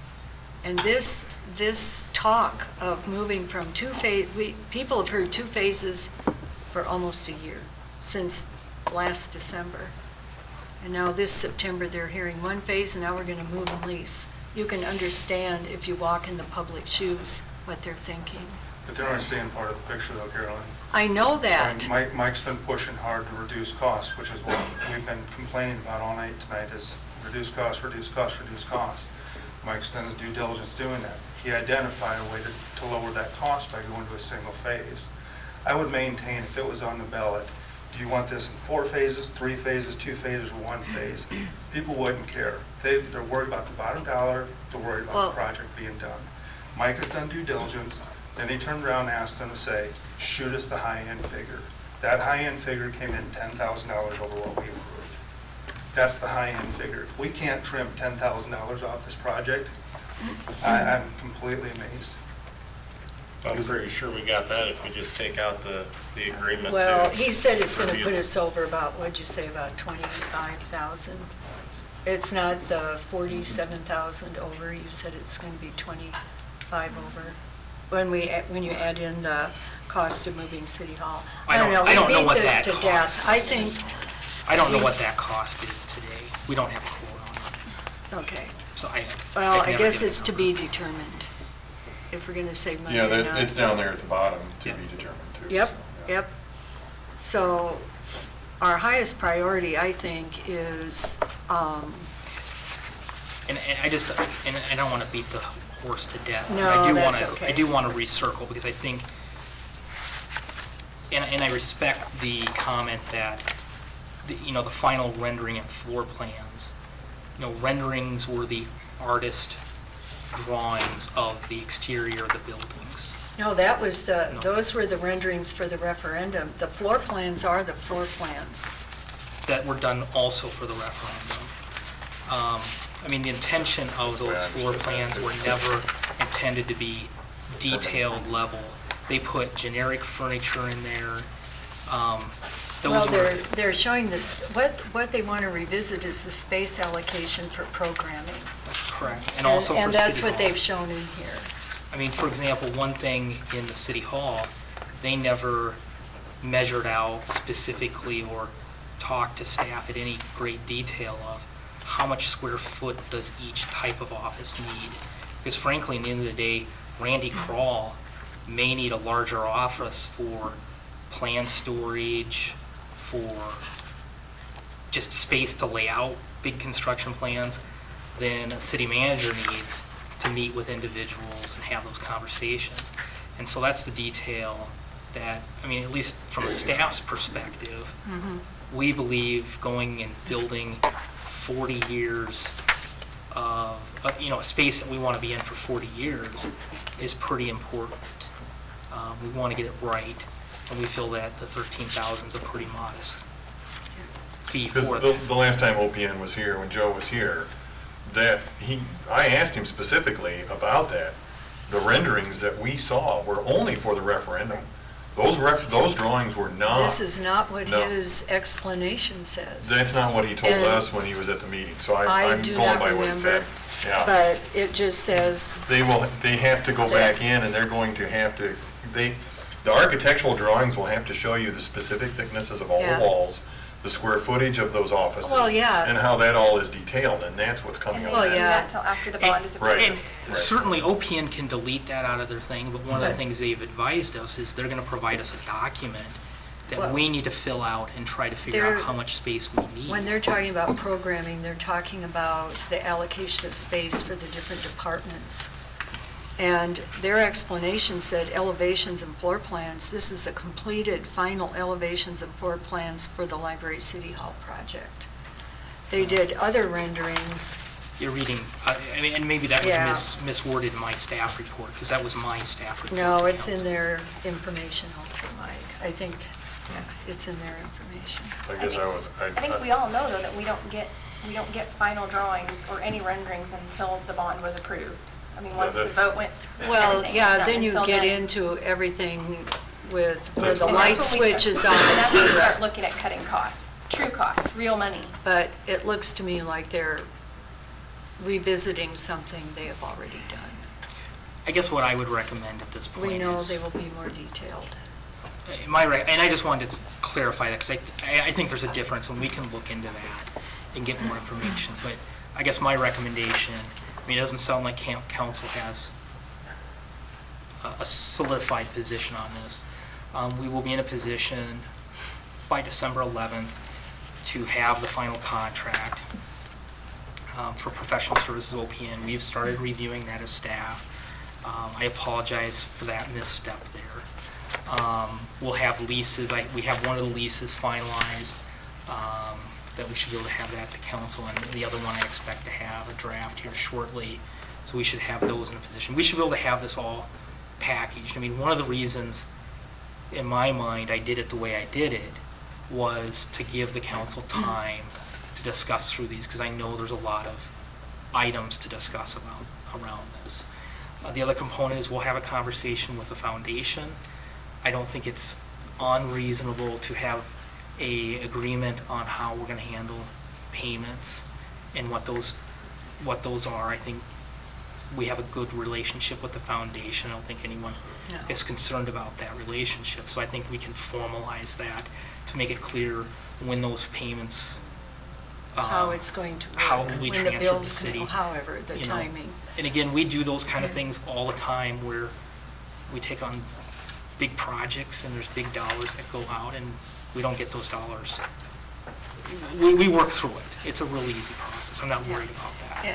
I actually took Doug's letter as what you would call a letter of intent with, which would be preliminary to a contract, is how I took it when I read it, so. So Unless they we'll object be- to have some kind of a contract. Yeah, it's- and I don't think they would. Okay. So the three things that I'm hearing, and correct me if there's more, we will work on getting the OPN contract, we will work on, we'll have the leases, which we didn't talk much about, and then we'll have a formal agreement with the foundation. I guess one issue we need to resolve, because it obviously clearly impacts OPN's contract, it's a different contract. It will tell you it'll be probably a higher price contract, is a one-phase versus a two-phased project. One of the reasons why it'll be a more expensive contract is they will be coming to Carroll over a 1.5 year period instead of, well, probably about a 2-year period versus about a 1.5 year period. They will have to draw drawings that have a construction phasing of 4 phases versus a construction phasing of 1 phase. So it will be a more expensive contract than what you've seen here tonight. I mean, If we do it more than one phase. if you do it more than 1 phase. I mean, I guess one direction is, where is the council sitting on a single-phased versus a 2-phased project? I got one thing to Because add. that's the whole nuts of the OPN contract. And it's part of why we brought the way we did, so we could get the council to say, yes, this is what we want, and then we draw up the professional services agreement to align with that. One thing I want to bring up compared to one phase to a multi-phase is the safety issue of this whole thing. Is we got kids running around, and if we do that library in multiple phases, we got contractors, we got equipment running, and we're still trying to operate it out of that building while we're doing construction. If we do it where we move out and get into another location for the library, that part of the safety issue of those kids running around when we're doing construction is gone. Because the kids will be over at least. Yeah, they won't be around this premises. One last thing, I would appreciate answers to the questions I posed tonight. Then we know the monies we have to work with.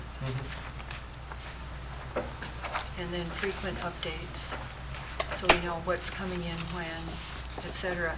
Nobody has ever asked me, well, who's giving? I know Doug mentioned that in his letter. I don't want to know that. I just want to know what is, what they have, what they expect, when they expect it to come in. In other words, the payment schedule for the pledges, like what's coming in this year, next year, et cetera. So, I mean, then we're not flying in the dark. We don't know what we have. The only thing here he had was consider a resolution. I mean, it's something that we can table to the next meeting if you want. And that's what I probably look for, a motion to table till the next meeting, and then we'll do the resolution there. I would make the motion to table this until the next meeting. Second.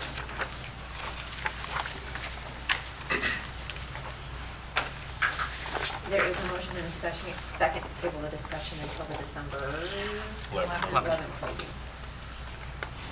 Seaman? Yes. Ainley? Yes. Cox? Yes. Fleshner? Yes. Dirks? Yes. Bates? Yes. Motion is approved. Thank you. Our next resolution is the pavement joint and crack ceiling proposal, and Randy. Thank you, Mr. Mayor. The current budget includes road use tax funding for some roadway sealing. Actually, the amount of funding that was anticipated at the time of budgeting was $32,000. We've received proposals for joint and crack sealing on Main Street from 1st to 13th and Clark Street from the railroad to the hospital. And those proposals I've summarized. We actually received 2 out of 3 requests. The lower priced proposal was Midwest Coatings Incorporated at $42,300. In order, each of these companies or companies in this business have proprietary methods of sealing cracks. So they're not exactly the same, the 2 proposals that we received. And obviously, based on the pricing, you can tell that they're not the same, exactly the same. We've had experience with Bargain Incorporated in the past. Their sealing is wholly acceptable. It's obviously more expensive. We have reviewed Midwest Coatings' proposal and believe that their methods and their sealing would be acceptable for the city. So I would recommend that the proposal of Midwest Coatings be approved and the entire proposal be approved with the balance of the funding coming out of the road use tax fund balances. And that recommendation is made because it just doesn't make sense to stop in the middle of the street for sealing when you run out of money.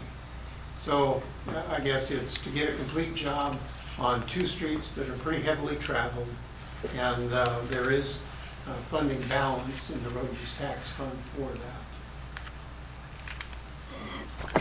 So Randy, when you look at the cost difference between the 2, on a side-by-side comparison, are they both routing about the same amount and otherwise blowing out and sealing the rest?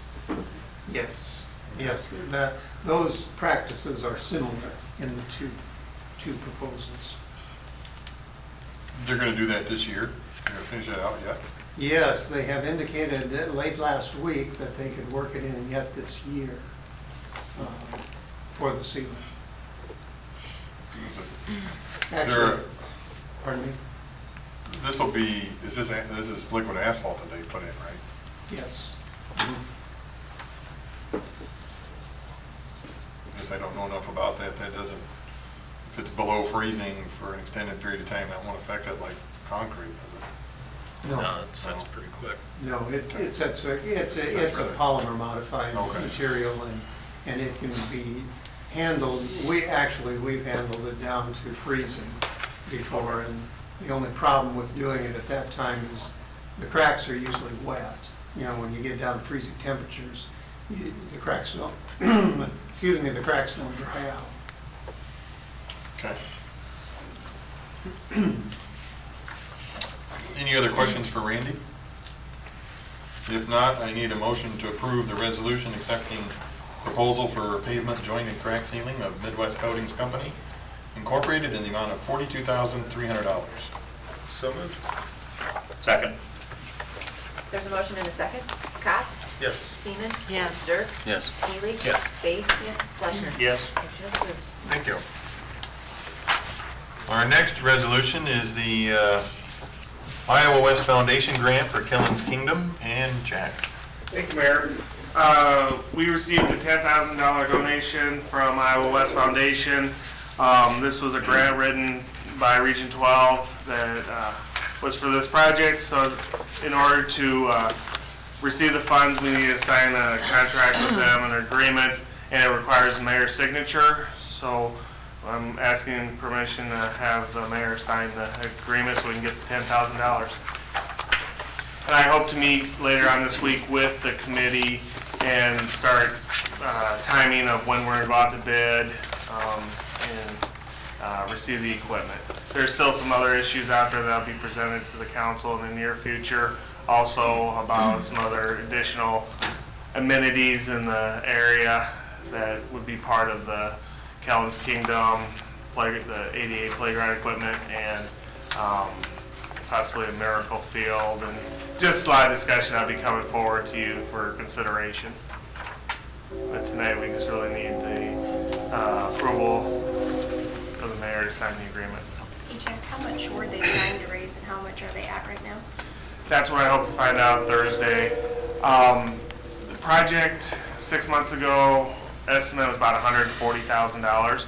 You've committed, the council has committed $50,000, so they're hoping to raise $90,000, and I think if they're not there, they're very close. This has been a tremendous project, a lot of community support, a lot of donations, a lot of fundraising opportunities. They've really gone out and worked. Is this 10 part of our 50 or is this No, on top of it? that'd be on top.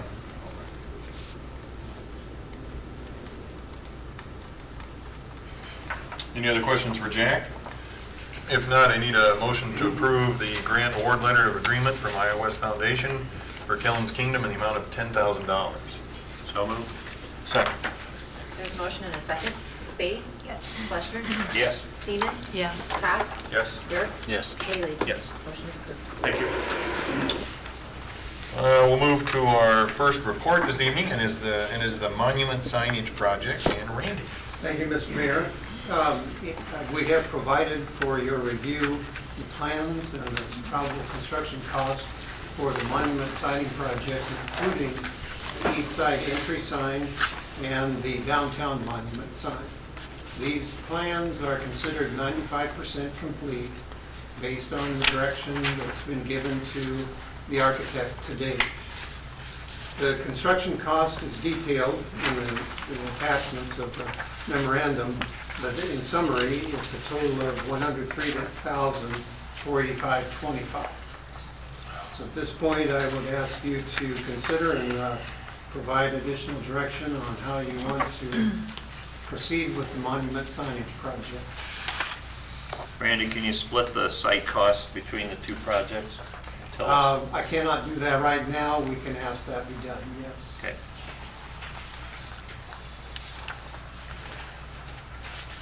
So the next step would be to take it to, Isn't that the difference?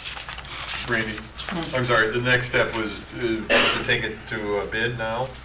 Yes. That would be correct? Final the plans, prepare those documents, and you could proceed to bid. Yeah, I saw that up there. Between the two.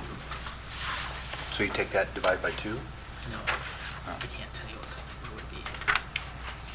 One could be a third. Laverne was asking on the last page of your report, Randy, the report from Confluence. He was asking, can you take the $17,375 that includes mobilization, pavement, demolition, and extending power to the signs, and just split that in half? And I don't believe you can. No, that's, in response to Jerry's, we can get that split. but probably not in half. We know there's no pavement removal on the east side entry side, it's in grass. And mobilization may be the same for both. Power,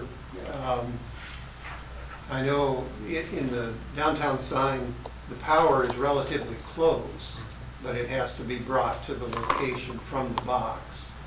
And out on the east side sign, I think the power is going to be a little bit more expensive to get, because there is no transformer and no box at that location. There's no light to light that sign up at night either, is there? So there's really no power out there at all, is there? Right. Yeah. They're power lines. Yeah.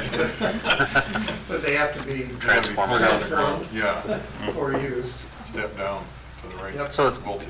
It's somewhat close to half, but not exactly. I'd say, Because the mobilization's higher than the other.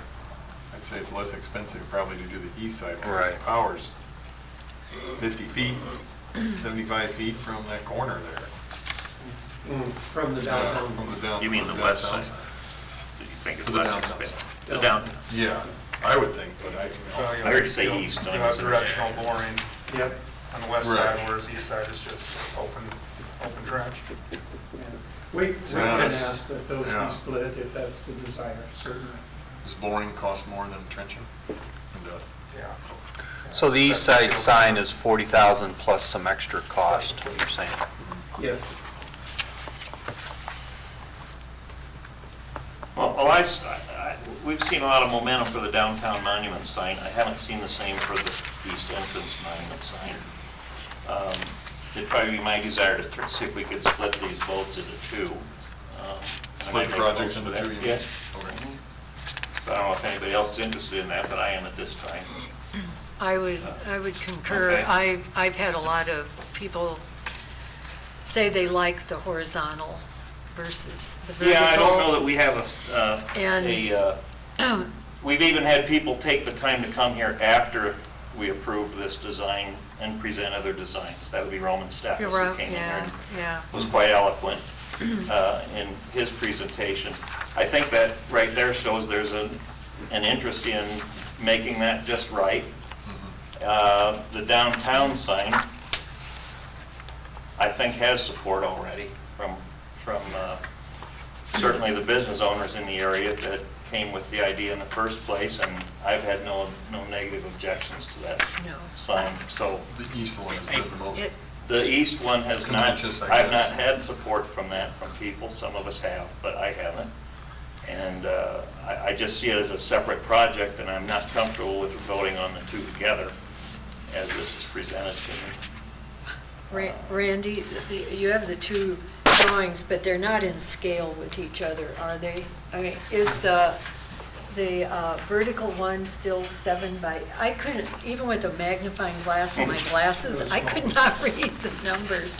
Is it still 7 feet by 18 feet? And then what size is the Experience Carroll?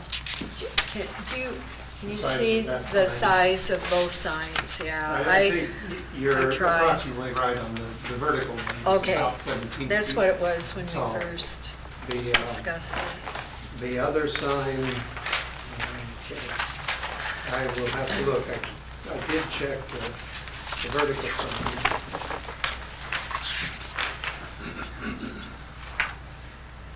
And Okay, another, it yeah, is- go ahead. It is close to the same.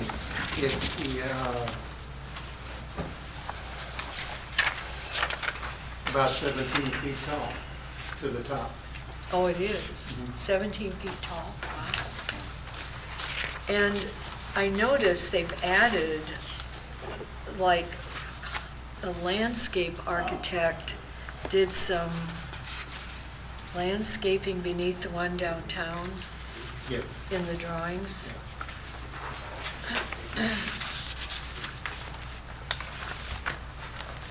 That's real similar to the streetscape landscape. Is that, Similar yeah, okay. plans. I think we discussed that, if I remember right, to have that a solid base with that, just. To have a one- planter underneath? Yeah, for ease of snow removal and. That's what I aesthetics. couldn't remember. Do we want to make sure it ends up that way, though? Because it doesn't show it on here. Well, the drawings show Yeah. the plant schedule and landscaping. Okay, Yeah, you're right. So the east, or not the east one, the downtown, that would sit elevated on top of or is that gonna be right on the parking lot? Well, the two pillars on each end of the sign will hold the sign above eye level. Now, there's a space between the ground and the bottom of the sign for the downtown. Is there anything between the pillars, I think is the question. Yeah. Do they have to Between the remove snow? pillars. Is the plan No. question. Well, they have to Picture dig of between the the- pillars. No, landscaping there'll be there. a parking aisle in there. Okay. This doesn't show it on this picture here. Refresh my memory, this is total cost of ours, right? There's no contribution from business owners or anything? No. So just to throw one wrench into it, just for consideration, what risk are we assuming doing this, showing favoritism of businesses? What happens if you go a mile further west and businesses want the same type of support for their businesses, or a mile east, or do we assume any risk by doing this? Just throwing it out there.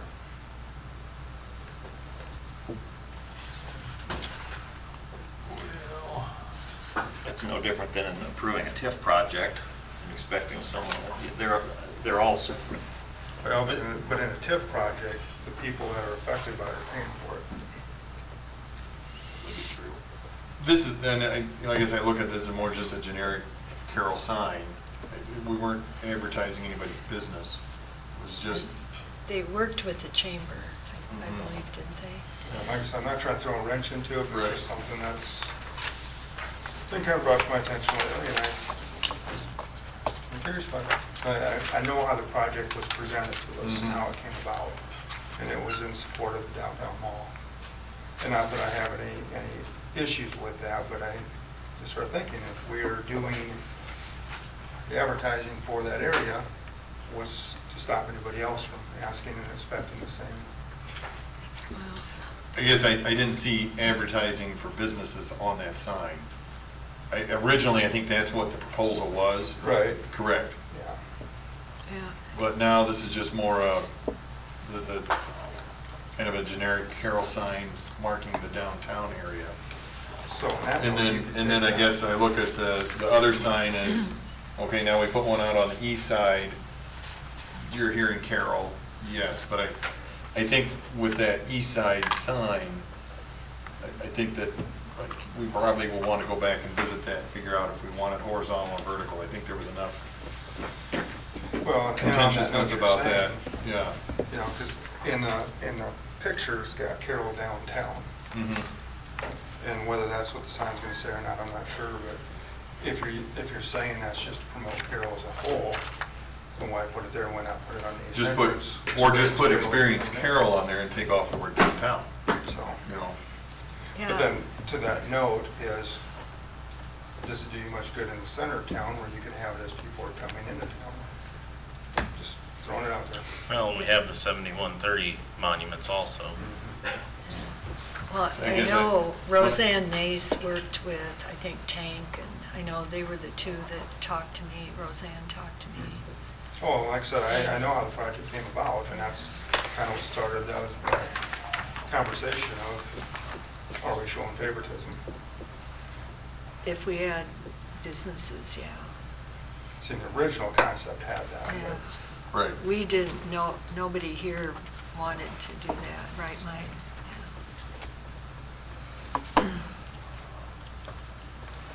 I think the cost is too high. That's where I'm at, For both, for all of it. all of it?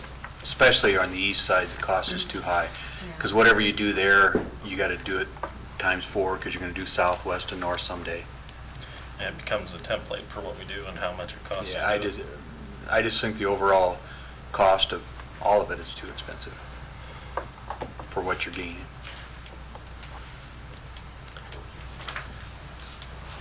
Well, Well, I'll concur with you on the east entrance, I feel that way, for what you gain. to that point, do we split it and bring it back around? and then revisit each individually? Well, I mean, I could look for a motion to approve the downtown sign and go forward with that one, and then a motion to table the east sign and do it that way. That's fair. But I think you have to, I think we're better off to separate the two. I can And make Do we two need a separate motion to projects. split this before we would do something like that? I think we want No. direction tonight. Mhm. Just And that's- direction. That's what we're looking for, yes. Okay. So if there's, You're not looking for a vote then? if half of this is something you don't want to do, we'd like to know that. Half of this is something I would not want to do. Okay, That that's would fine. be the east side, so And I'll just put that out there. Me also, You So, you like- would agree, and it sounds like Laverne agrees. You don't want a sign I'm there. I'm for either. You want I don't nothing want a else? $40,000 sign out So there. it's cost. In appearance, I've had people disagreeing with the appearance of it. I think there's some controversy in that, and there is not on the downtown sign, so it'd be two things for me. See, and The town isn't sold on the design, the people I've talked to, but ultimately, I'd love to see something out there, but not at that cost. I think our money would be better spent elsewhere. Frankly, I'm comfortable with the downtown sign. I think it looks nice, and it would be an addition to our community. So, I've my kinda bottom had- line is, east side, too expensive. 2 reasons. Downtown looks very nice. I would be ready to vote for that. And if I can just interject one comment, I'm going to look at Laura. What did we budget in the CIP for entryway signage? I want to say it was It 200,000. was 250, wasn't it? Plus It's 200. up in there, yeah. Yeah, so I guess what I'm pointing out is, I mean, entry signage has been a long-term project. We have envisioned we'd ultimately build 4 of these. You know, 50,000 for the east side sign is within that budget. And one of the reasons that drove the cost was, if you recall, last summer, we went out The appearance and did was too mod- small. It was too We small. wanted something at about $13,000 and wasn't big enough, and when And that's what I meant. found that out, that just changed how I felt about the project. Yeah. So, I mean, I think that's one of the criticisms, the current sign we have out there is it's too small. Oh, yeah, Nobody knows it's there. without doubt, it's invisible. And I think you'll find, you know, once you build a structure that has 2 pillars with a sign that's large enough to read, you're going to be in this range that we have here. In fact, it may end up being more expensive, because now you're building 2 footings and two pillars. That was, I think, the whole idea with going with that vertical project. It was less expensive. We like Basically, the the idea lesser of of the two evils, I think. Fieldstone, and You know, yeah. it was, On this unique to Carroll. You know, I want to make sure that I'm clear. I concur with Misty, and I think I heard you say that you want to see an east side entry sign, and I too want to see that, but I do think we need to revisit it some more. That's fine. I just want to get clarification, because I'm hearing a couple different things of no signage, it's too expensive, versus we want signs. You know, so there's, I think you're hearing that, but what I hear also is that we asked you guys to get us this information. Mhm, And we here we did. sit again saying no. Right. And it's, I mean, I don't want to be silly with the money, but at the same time, this is what we asked you, so thank you for what you gave us. And we need to do better about what we're asking them to do. so in 2 weeks, do you want us to bring back the designs that Confluence have done so far, plus design that at least Mr. Steffes has presented to council, and have some discussions? I still. Maybe I- 2 weeks is too early, or we'll be too busy at the next meeting already. Yeah, this has waited long enough. We should probably wait a little longer. I think so too. people knew, they can wait. So at a future meeting, we'll bring, 2018 would be fine, Mike. Yeah. Well, I mean, ultimately, you're gonna know what it's gonna cost until, you won't know until you put it out to bid. You know, that's ultimately what, it could be half this cost, you don't know. We won't know until we put it out to bid. Can I just So- ask a question? Can any of this be, can any of it be donated? I mean, I think I've heard other cities do The some. Fieldstone I had. No, That I mean, was already- I mean But the labor? process of it being done, if there are people in town The labor part. that can do masonry, that can do construction, can they donate to get this done? I mean, I'm just asking, because I think I've heard other cities that have had people step up and do them. How does Carroll feel about that? I'm wondering about mirroring what went on at Merchants Park. If we could work together somehow or another as a public-private group to get it done, I don't know. I guess that's where I was going, Yeah. probably. Can it be done or not? I mean, so we know what we want, but does it have to cost $103,000? But then I'm also hearing we don't know what we want because we have people questioning the vertical, which I don't know specifically what they're questioning. Well, I already because- voted no on that once, so I'm on record. It's just, I get that's it. just my opinion. I get it, so. but I don't recall everybody else voting no, and so because it was unique to Carroll, the vertical was, I think what was catching people's eye. Is it the fact that Carroll is read weird? Can it The just? people that I heard complain that it would say LORAC, they'll read it back, they'll read it top to down. Personally, I wouldn't. I kind of like it. I'm just saying that. What you're hearing? No one came up to me and said, man, I love that sign. Lots of people came up and said, I'm not, and that was the best, the most amusing comment I guess I had, but also poignant, is that that's how they felt they would read that. I know, driving around, Down, they would be forward, is that? Yeah. just driving around other communities, I mean, I've never seen a Yeah, vertical both ways. sign. I've always seen them horizontal. I But mean, the cost was tremendously more doing it from a horizontal perspective, and that's why I think we chose to go the vertical route, so that we had that eye-catching sign out there. Yeah. because I'm on record for voting for it going up. But honestly, I mean, Yeah. if that's the stumbling point, I can care less. I mean, people I've talked to have said, yeah, just like, when you explain what Carroll's soaring, then it makes sense. But honestly, if that's really the stumbling block, I can move off my position on that pretty easily. Yeah. I mean, I've been pretty passionate about this for a long time, and as I travel around, I see virtually every community you go into, they've figured it out, and for some reason, we can't. And just, if we do split it out, I would probably be no on the downtown side, because I'm looking at that as $40,000 downtown, when you have all the lights downtown that say Carroll on it. Why do we need a $40,000 sign downtown? So I would be just the opposite. Yeah. So just. And I mean, just to add, from the very beginning, this started out as more, I thought, an advertisement sign for businesses downtown, and now it's just more of a, here's Carroll sign, just like you would see on the east side, or, yeah. Yeah. So So to the me, downtown it one makes sense now. completely went the other direction. I thought it was gonna be more of a lighted sign for advertising and that sort of thing. I guess that's what I thought that was gonna be. Not to complicate it, But- but I will say that not every business in downtown is supportive of the downtown sign. Oh, Randy and I have met with at least one that Oh, one, was not very happy about it. just one.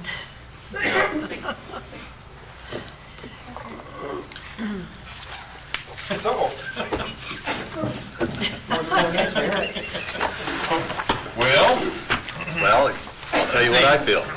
I'm not for the downtown sign at all. I don't think it's any use. Whatever we do on the east side, you gotta remember it's ×4. I do like the vertical sign. Yes, I've had some people say it's stupid, but also I've had some people say it's different and we can Unique. stand out more and unique, but $40,000 throws me for one sign. I'm the bottom-up supporter, and I figure if I change it, then I'll irritate the other half of the people who read it the other way. We need to do something out on the east side of town and get marked that you're coming into this great community that we all have here. I'm kind of willing to at least let it go out and get a bid, so you know. I mean, you can always still say no, even at the bid. You don't have to accept the bids, but at least you got an idea of a firmer cost.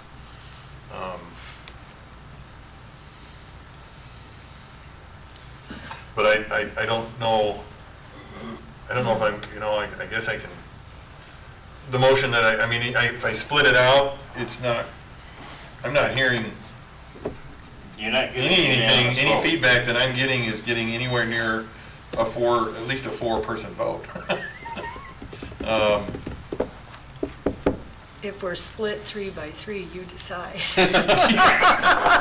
Oh, this is a resolution, oh. Or is it a, No, it's a spending one, so I can't. Oh, you can't? Yeah, Oh, it's is it a spending. resolution? Yeah, We you're- would be doing? It would Oh, be, or yeah, are we because just it's going to be giving- on spending, so I can't. Correct? Because we're spending money. Well, this What? isn't presented to you in a resolution form, it's just asking for some type of I guess, protection. yeah, I mean, I guess I could vote to do both together, to send it to a bid. I can do that, but we're not authorizing any spending. I can't vote to authorize spending. The cautionary note is if you don't like, if there are people that don't like one sign or the other, let's just fix it. I mean, my gut is, let staff come back first of the year, we'll Would it be wrong to just maybe consider putting this into our planning session we and, can do that. you know, Okay. maybe dedicate 10 minutes? You're there? saved. I'll make a motion to put the monument signage into the strategic planning meeting in December. I'll make that motion for you, Mr. Mayor. Okay. I'll second Jeez. that. There's a motion and a second. Cox? Sure. Haley? Yes. Dirk? Yes. Fleischner? Yes. Seaman? Yes. Davis? Okay, thank you.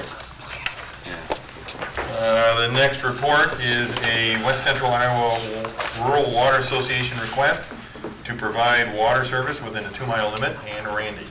Thank you, Mr. Mayor.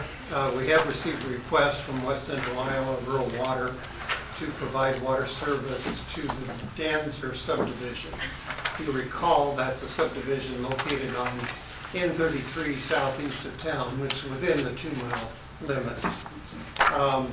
They're actually requesting service to all 6 lots in that subdivision at this time, and it makes sense that they would do that. The preliminary plat of the subdivision did indicate that the water service would be provided by West Central Iowa Rural Water. And also the data, or the information that accompanied the preliminary and final plat approvals indicated the same, that West Central would supply the water to it. So this is a kind of a formality follow-up to the preliminary and final plats of the Danzer subdivision. There are, pursuant to the Iowa Code, there are 4 options that you can take upon a request for rural water service in your 2-mile limit. I would recommend that you waive the right to provide water service, and West Central Iowa will provide it to these locations. Any other questions for Randy? I move that we waive the right to provide water service to the requested locations. Second. There's a motion and a second. Haley? Yes. Seaman? Yes. Base? Cox? Yes. Fleischner? Yes. Dirk? Yes. Motion is approved. Thank you. The next item is the certificate of substantial completion with regards to the Carroll Trails project, and Jack, please. Thank you, Mayor. Tonight, we have the certificate of substantial completion. We did a walkthrough a couple weeks ago with the contractor and Shad Hattery, and I've attached a few of the items that need to be looked at. There's nothing really significant, some shaping alongside the trail, make sure we get good drainage. Trees need to be trimmed back a little bit. And I mean, do you want me to go through each one, or do you just want to? No. They were pretty Okay. It's done. I mean, there's just a few things, and I'm pretty confident that our contractor, some of these things, and one of the reasons why you see a little bit longer date for total completion is because some of it involves reseeding, and we won't do that till next spring now. So they will come back. They're aware. We're in the infant stages of trails, and hopefully we're doing a lot more trails, so I think they have a lot of interest making sure that everything is completed in a timely manner. It was a very well done, very well run project, Jack. Just really pleased with how well things progressed along and did. Yeah. I was too, thank you, and worked well with Randy's project there on 3rd Street. They worked together and we got through everything. And the one obstacle yet is railroad. Yeah. But we're gonna come back, we'll have met with Randy and we'll get some assistance from the streets department when we finally get everything agreed with railroad. Well, thank you to Streets also for getting down and marking that and getting it blocked off too, so that we don't have somebody falling off the edge of the earth. And you made an approach there for us, and thank you for getting us temporary on that. Jack, what is the process that we've got to go through to get that portion over the railroad tracks? It's basically trying to identify city property and what the railroad has. And initially, we were asking maybe for a little bit more area than what the railroad wanted to give up. So I think we're pretty close. I know Mike has made a call down there to Omaha too. Hopefully that'll get the ball rolling to finish this up. So the area in question is at the width? Because I would see it would go to the tracks, over the tracks and beyond. And where it fits in the drawings, which is railroad, which is the city. Because some of that area was developed, the easements was done years and years ago. So trying to resurrect some of that information has been a little bit difficult. But I got to really say Shive has done a great job. Jennifer Bates, she's been working hard on it, and she's really took the lead and helped us to try to get this done. So I appreciate her efforts. We're trying to get an easement into the railroad's easement, right? Is that kind of the way this goes, or the ability to build this? The railroad's Railroad doesn't, property. yeah, their property, right? And I think one of the things is they make a request, a day or two later, we send a response. 2 months later, we get a response back from them. It literally is that bad. And so it's just, and I've been pushing now a few other buttons within UP to really stress that next spring we need this in place.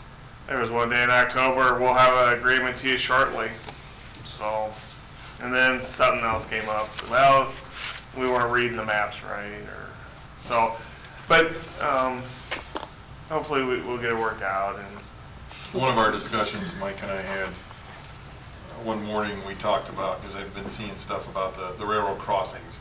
And so Mike has been in contact with them about redoing those crossings. And I think the one there on Main Street where there's a big 6-8 inch gap, that so becomes a liability for Union Pacific. So they've got to get that thing repaired right away. So I think Mike will have some better insight as to getting some of that other stuff done too. Yeah, and some of Because that, those railroad crossings are really bad. Something that's been mentioned to me with the trail coming up there now to the depot center is, people have expressed interest in wanting to see bike racks, something they could park their bikes at and lock them up, maybe some picnic tables. And honestly, I'd rather put money into that than the sign. Just throwing it out there. Might be cheaper. And we also can't lose track of signage to get people off the rail trail. To direct them, Yeah. right, yeah. We have to I keep know I that was coming. down Direct there. them to the businesses. Yeah. I still wish they would have gone with the sidewalk. Any other questions for Jack? If not, we'll need to approve the certificate of completion for the Carroll Trails Project 2017. So moved. Second. There's a motion and a second. Cox? Yes. Dirk? Yes. Base? Yes. Fleshner? Yes. Seaman? Yes. Haley? Yes. Motion is approved. thank you. Thank you. Our last item is the fiscal year 2018-2019 budget schedule, and Laura. Thank you, Mr. Mayor. It was brought to our attention today that I do have a typo in here. On one of our work sessions, actually it's budget work session number 1, I had it listed as January 25th, when in fact it is being proposed as Monday, January 29th. So I apologize for that.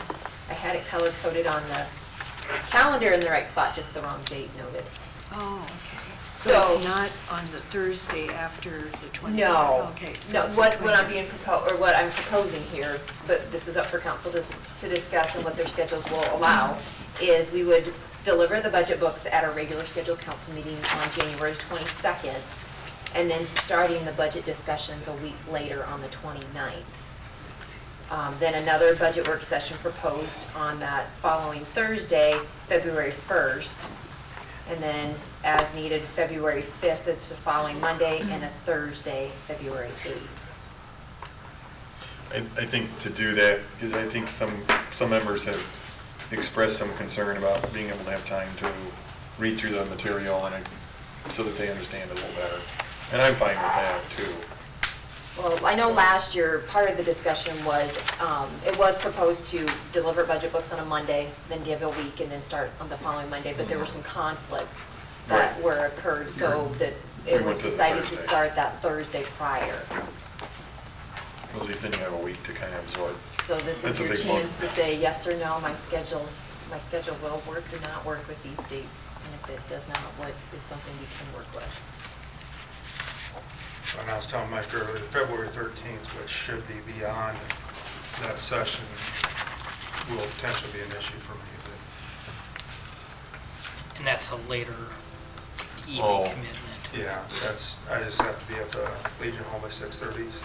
That's because of the CADC. Isn't there something with CADC on the 12th? Chamber banquet. Chamber banquet, yeah. Council hasn't officially taken action to move it, but we're just assuming we're going to move our council meeting on the 12th, a different night.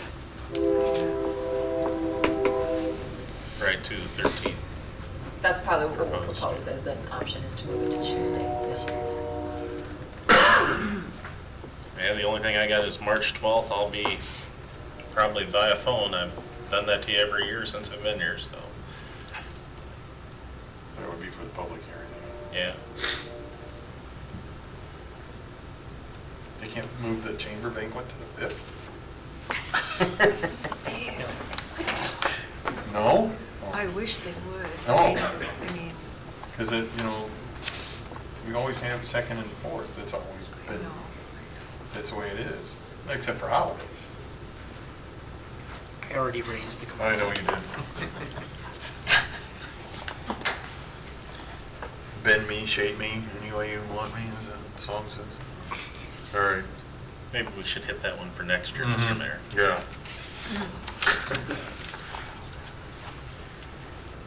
I'm okay with this as proposed. Yeah, I don't have any other, No, I'm fine with all of them. I don't see Everybody anything else? right now, Okay. so. need a motion then to approve the fiscal year 2018-2019 budget schedule. So moved. Second. There is a motion and a second. Haley? Yes. Fleischner? Yes. Dirk? Yes. Seaman? yes. Cox? Yes. Bates? Motion is approved. I trust everyone's read the committee reports and the monthly activity reports. I have no comments. Any comments from the council? Hearing none, need a motion to adjourn. So moved. Second. Fleischner? Yes. Dirk? Yes. Haley? Yes. Seaman? Yes. Cox? Yes. Bates? We are adjourned.